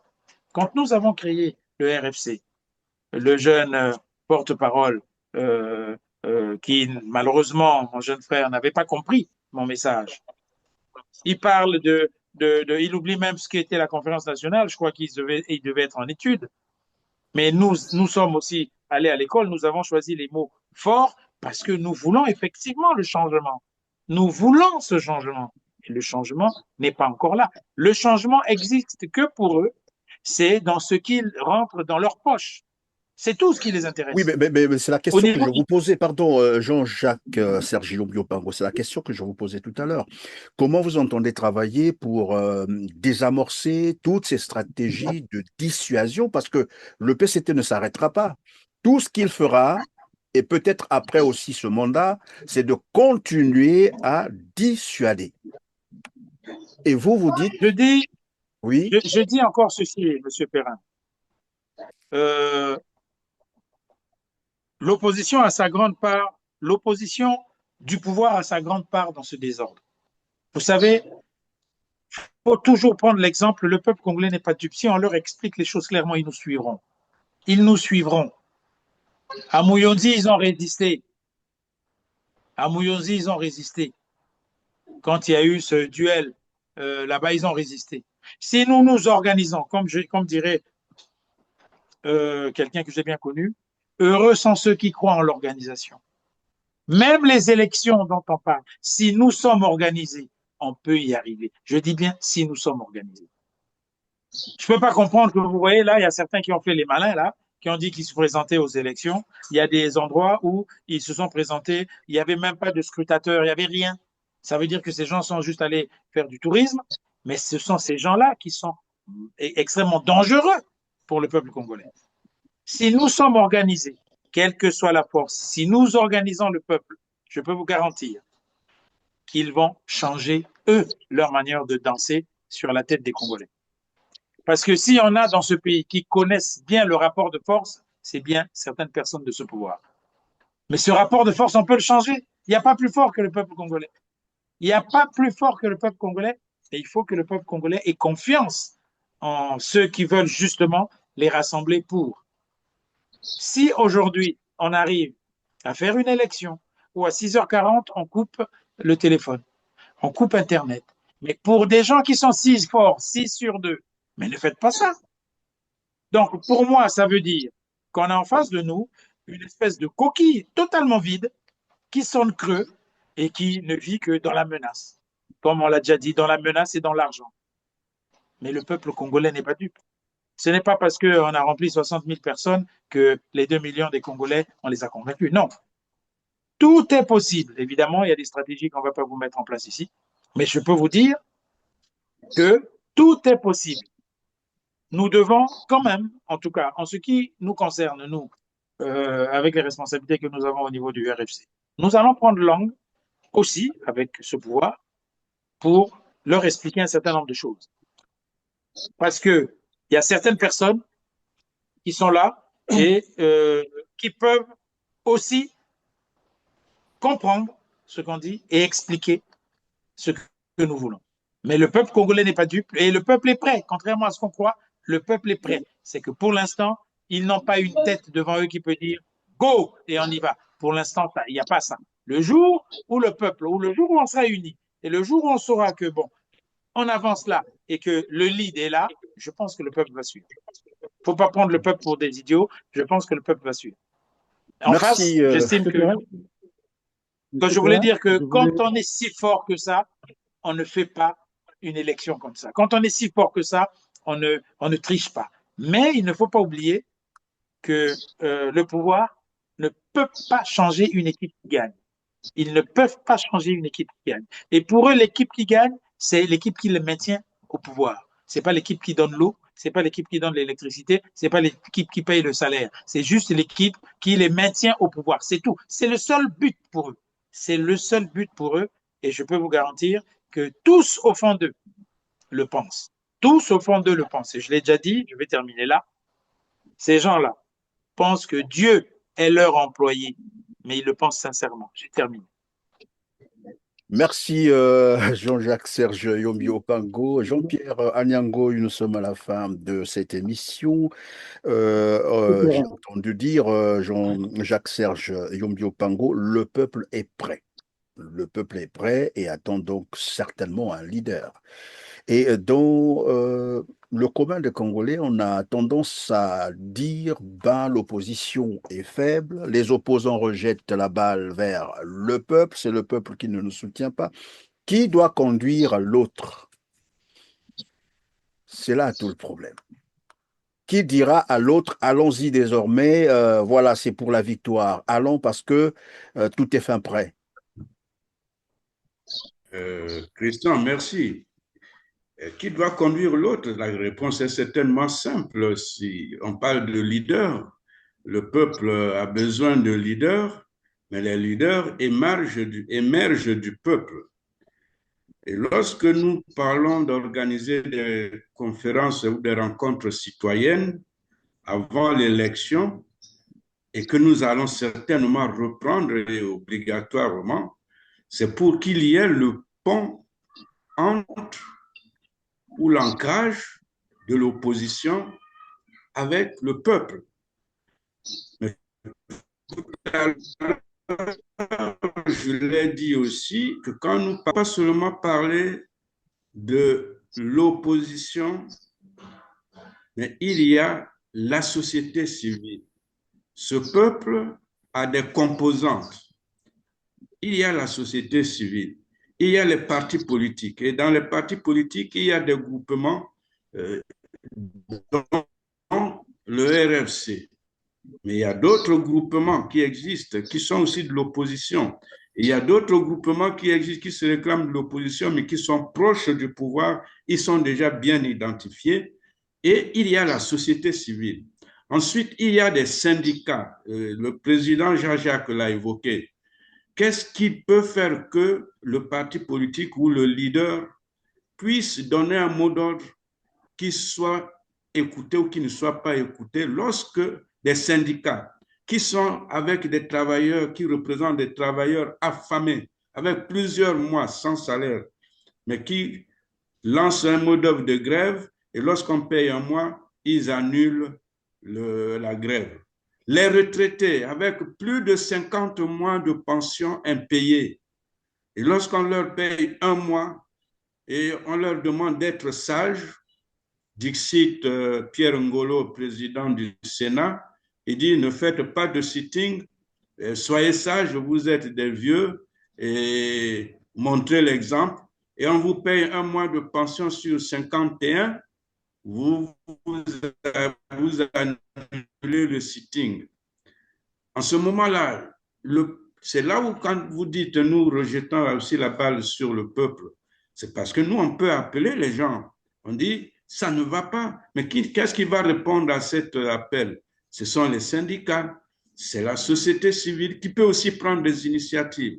Ce sont les syndicats, ce sont la société civile. Et il y a une composante importante de notre peuple, la jeunesse, qui est majoritaire dans notre population. Pardon Jean-Pierre Anyango, vous êtes évidemment le chargé à ces relations-là avec la société civile. Est-ce que vous travaillez avec cette société civile, avec les confessions religieuses?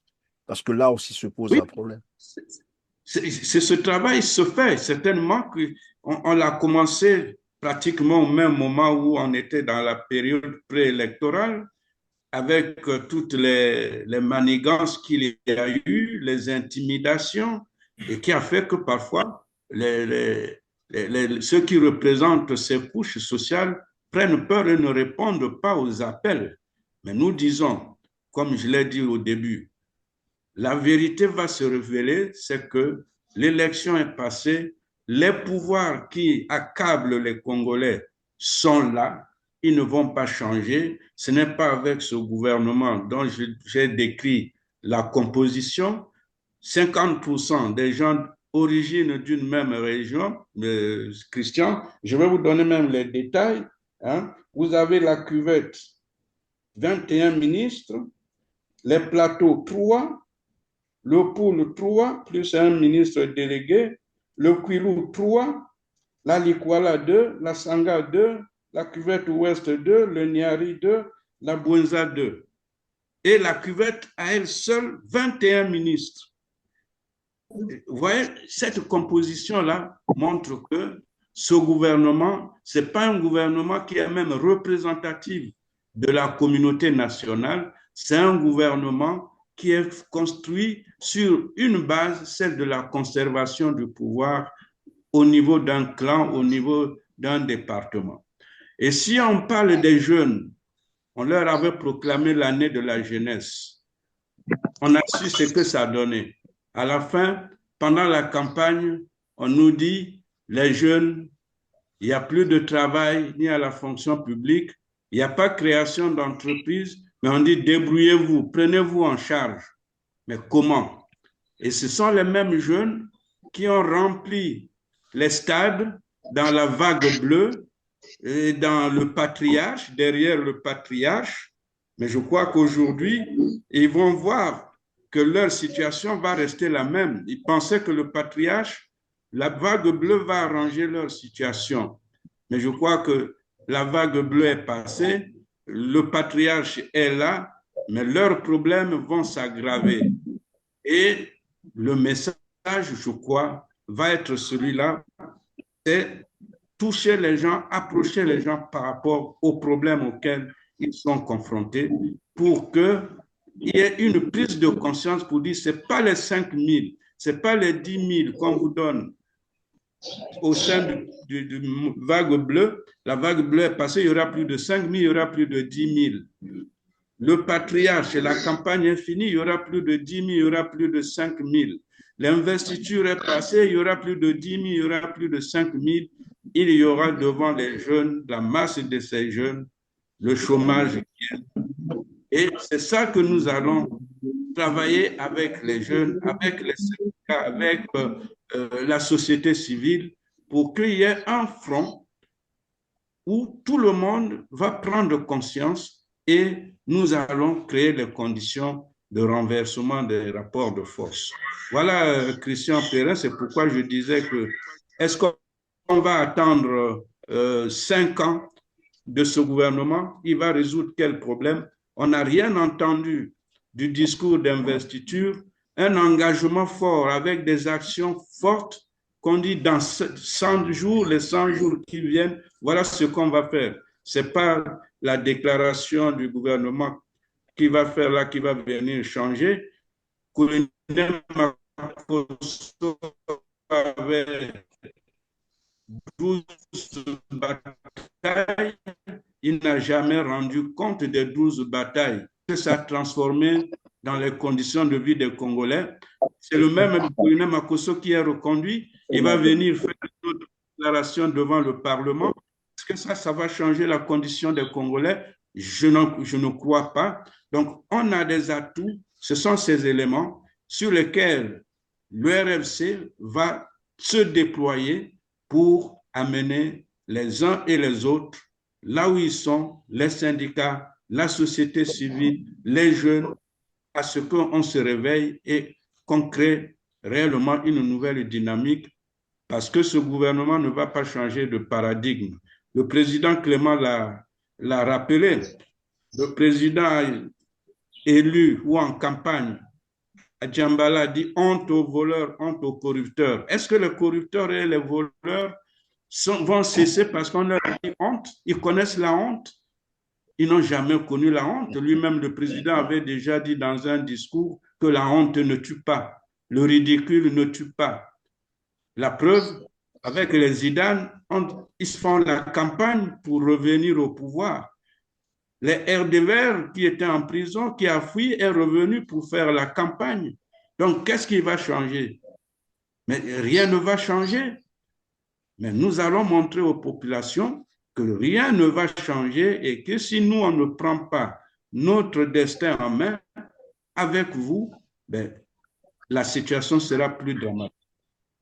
Voilà, Christian. Merci Jean-Pierre Anyangoy. On va terminer avec Christian Mayanda, mais ce sera certainement pour l'annonce de la conférence de presse prévue le samedi 2 mai 2026 à 11 heures. De quoi s'agira-t-il concrètement?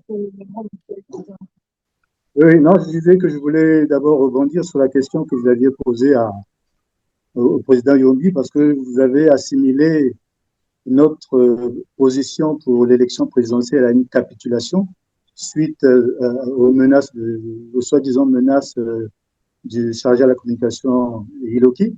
Mais ce n'est pas une capitulation. On vous l'a dit depuis le début de l'émission et avant même en amont que le RC ne pourrait pas se retrouver à cette élection si les conditions permissives n'étaient pas remplies. Et donc, ce n'est nullement une capitulation suite aux menaces du chargé de la communication Yelouki. Et je vais vous dire que le RFC ne capturera jamais. Les grands moments où l'opposition a dû parler dans ce pays, je crois que c'est le RFC qui a pris les devants. Vous avez l'affaire Bouti, où l'opposition dite modérée, ou toutes les formes d'opposition que vous connaissez dans ce pays, n'a dit mot. Vous avez l'opération DGSP que le président Yombi a rappelé tout à l'heure, qui était montée de toutes pièces, qui était connue de toutes pièces, que nous savions qu'elle allait se révéler sur le terrain. Nous avons été les premiers à le dire et à dire que c'est une opération criminelle. Nous n'avons pas eu peur de quelqu'un, nous n'avons pas capitulé. Et le Moaï Aïssa, vous avez devant vous celui qui, pendant 10 ans en exil en Afrique du Sud, a été le principal opposant et le principal meneur de toutes les manifestations qu'il y a eu contre le président Sassou pour le changement de ce pays. Et ce combat, j'ai continué à le mener ici, à côté du président Guy-Brice Parfait-Kolela, avec qui j'ai fait 25 ans, jusqu'à ce qu'il meure. Et vous le savez que 70 de morts, et là, nous a donné un message. Le battez-vous pour le changement. Et je me suis donné pour obligation de poursuivre ce combat pour le changement. Et donc, ce combat pour le changement ne donne pas le droit à une quelconque capitulation.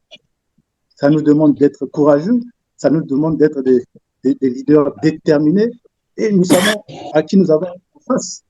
Et donc, je vous le répète, il n'y aura pas de capitulation dans le RFC. Nous allons combattre ce pouvoir jusqu'au changement, jusqu'à la rupture. Pour revenir à votre question, la conférence de presse de samedi 2 mai 2026. Oui, nous avons convenu d'organiser une conférence de presse pour faire le point et avec la presse et avec nos militants et avec le peuple en général pour leur donner un peu le cap de notre action, le cap de la dynamique que nous voulons lancer, en faisant le point, bien sûr, comme nous faisons aujourd'hui, sur ce que nous avons pensé de l'élection présidentielle, sur ce que nous avons pensé de l'investiture, de ce que nous avons pensé et nos sentiments sur le gouvernement qui arrive, et plus particulièrement sur ce que le RFC tente faire sur le terrain pour continuer à avoir cette légitimité en tant que véritable force de l'opposition et pour leur donner le cap et pour qu'ils puissent, avec nous, aller dans cette dynamique de changement et cette fois-ci, la rendre plus concrète et que cette rupture devienne concrète. Merci Christian Mayanda. On va donc, je vais accorder à chacun finalement une minute, à la rigueur 1 minute 30 secondes pour conclure. On va faire donc la ronde de ce plateau, mais je commence donc par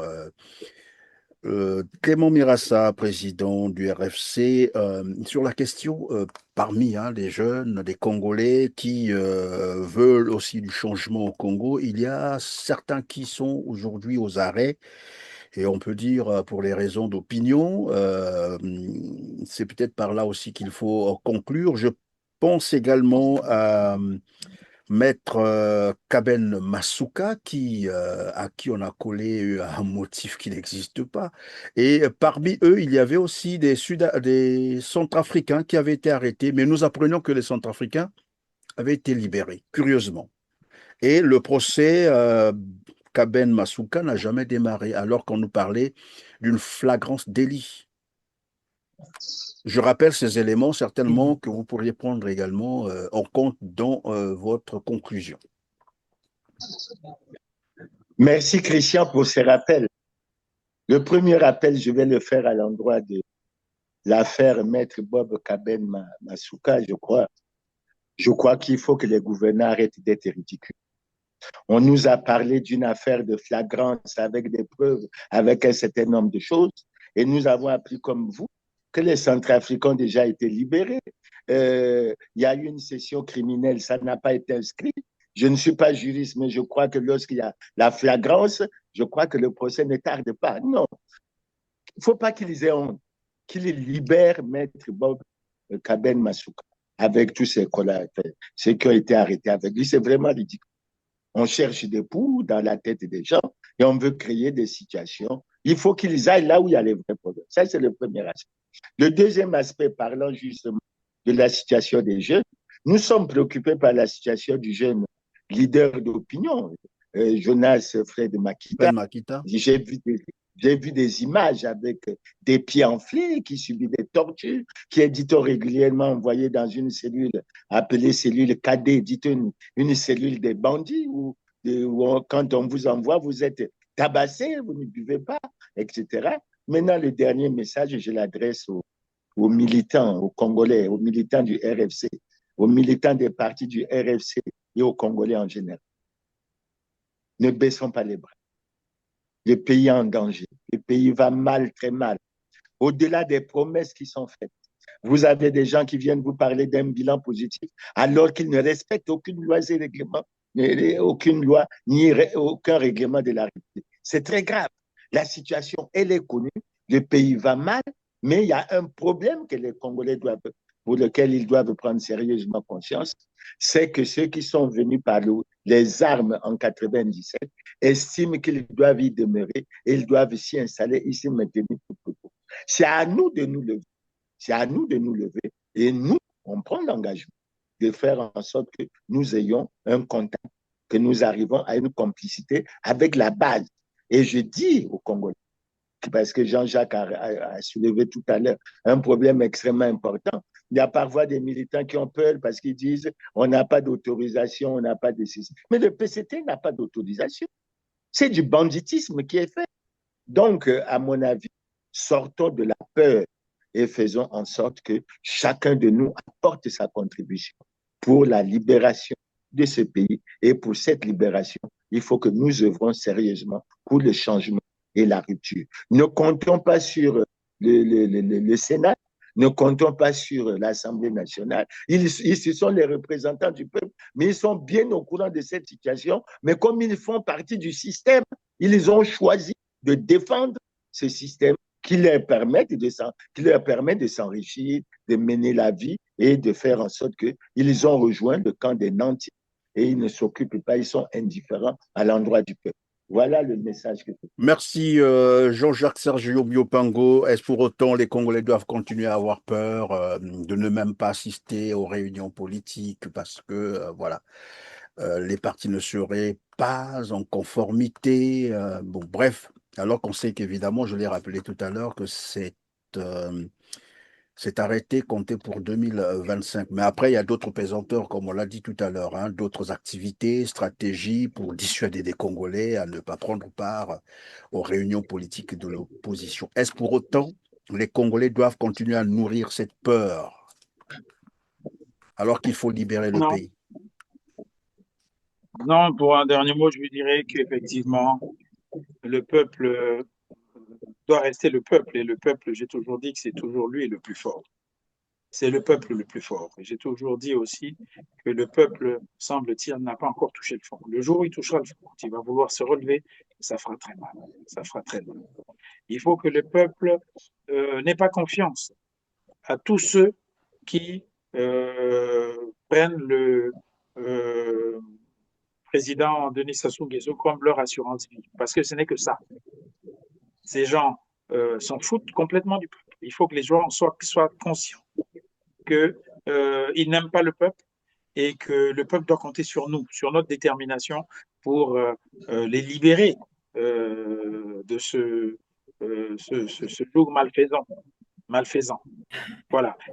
Et le peuple doit rester debout, comme toujours, et nous comptons sur lui. Nous allons nous rapprocher de lui pour lui expliquer les choses, parce que les choses peuvent être changées dans ce pays sans coup de feu. Ça a déjà été fait et ça peut se refaire. On peut refaire un remake de l'époque, mais pour ça, il faut que le peuple nous fasse confiance. Merci Jean-Jacques Sergio Biopango. Jean-Pierre Anyangoy, vous êtes donc le chargé des questions institutionnelles, les relations avec la société civile. Un message, un appel à l'endroit de la société civile ou peut-être, pourquoi pas, à l'endroit des institutions congolaises qui, elles, sont apparemment aux abonnés absents alors que le peuple est en train de mourir, le pays est en train de disparaître.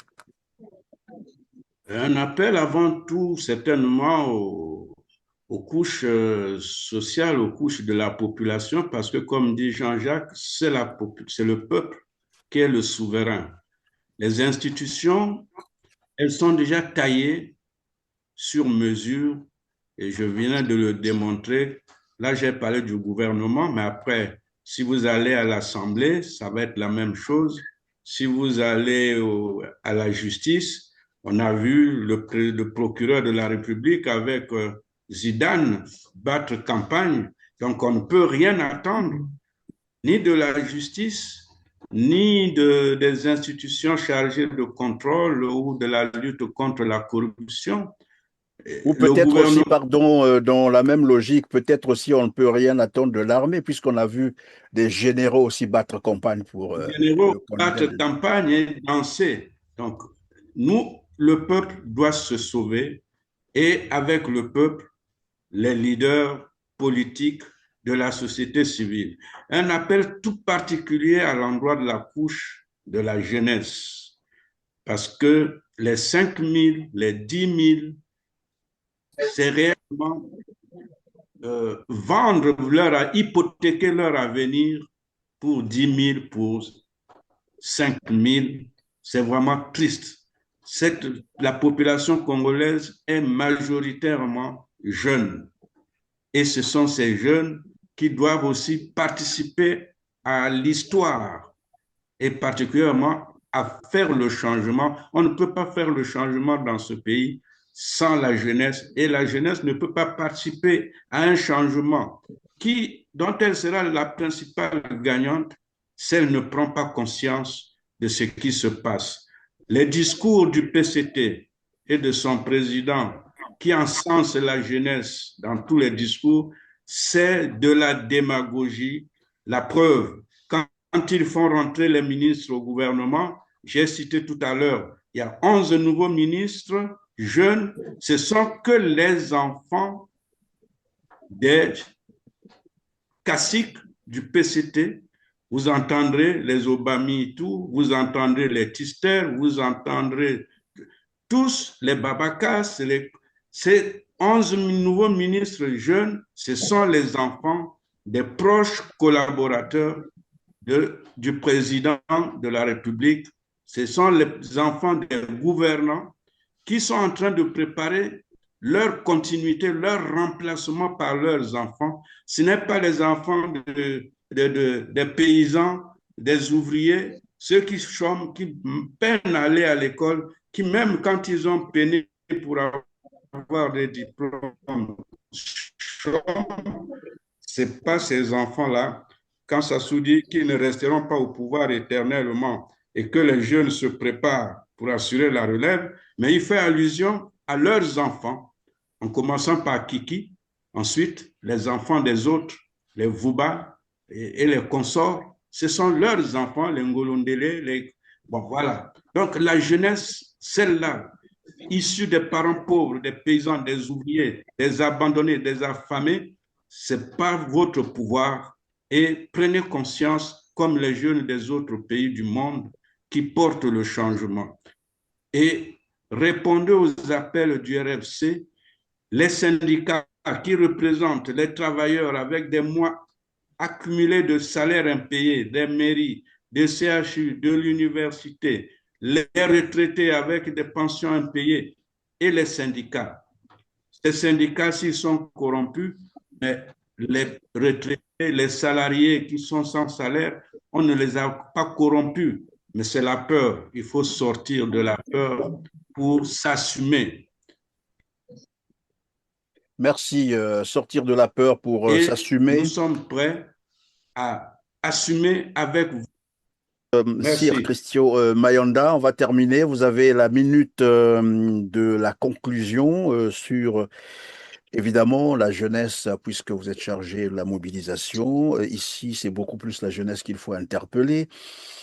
Que dire de cette jeunesse embrigadée qu'on se sert généralement pour du bétail politique? Oui, c'est un constat sur lequel il n'y a pas d'équivoque. Mais comme on l'a dit, c'est une stratégie de paupérisation de cette jeunesse, une stratégie de marginalisation de cette jeunesse pour mieux euh, l'exploiter par la suite. Mais je peux vous garantir que ce n'est pas la majorité de la jeunesse. Pour une grande partie de la jeunesse, ils sont conscients de ce qui se passe. Pour une grande partie de la majorité de la jeunesse, ils veulent s'en sortir, ils ont les moyens de s'en sortir. Ils veulent seulement qu'on leur donne le cap. Ils veulent seulement qu'on leur fasse confiance et qu'ils aient quelqu'un ou une force politique derrière qui peuvent leur donner le cap.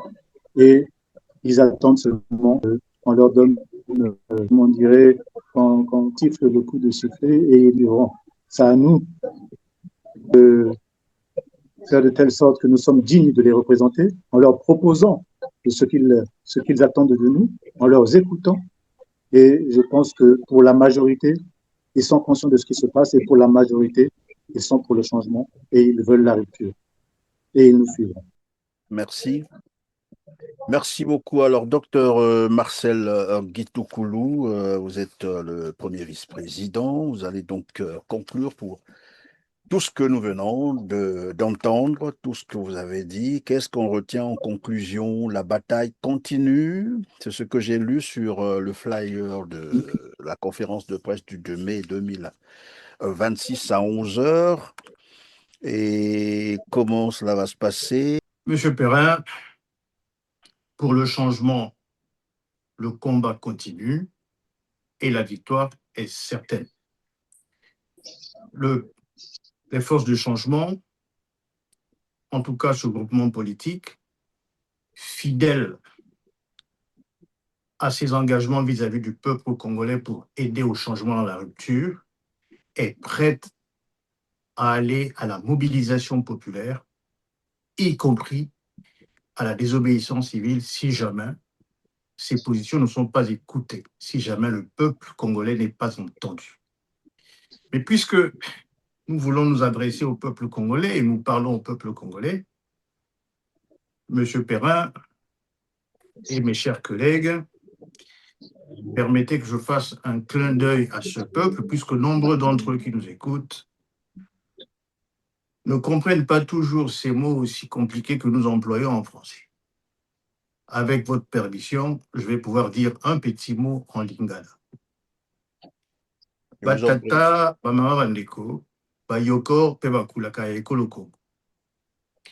Lelo mibusoki tukumine na mitano boye, tata mokondi Sassou Nguesso pe bandeko na ye ya PCT bakamataka bokondi pe bakambaka ekolo. Eloko ya malonga basali na ekolo na biso tomoni yango te. Balakisi biso ndenge nini bayibaka mbongo.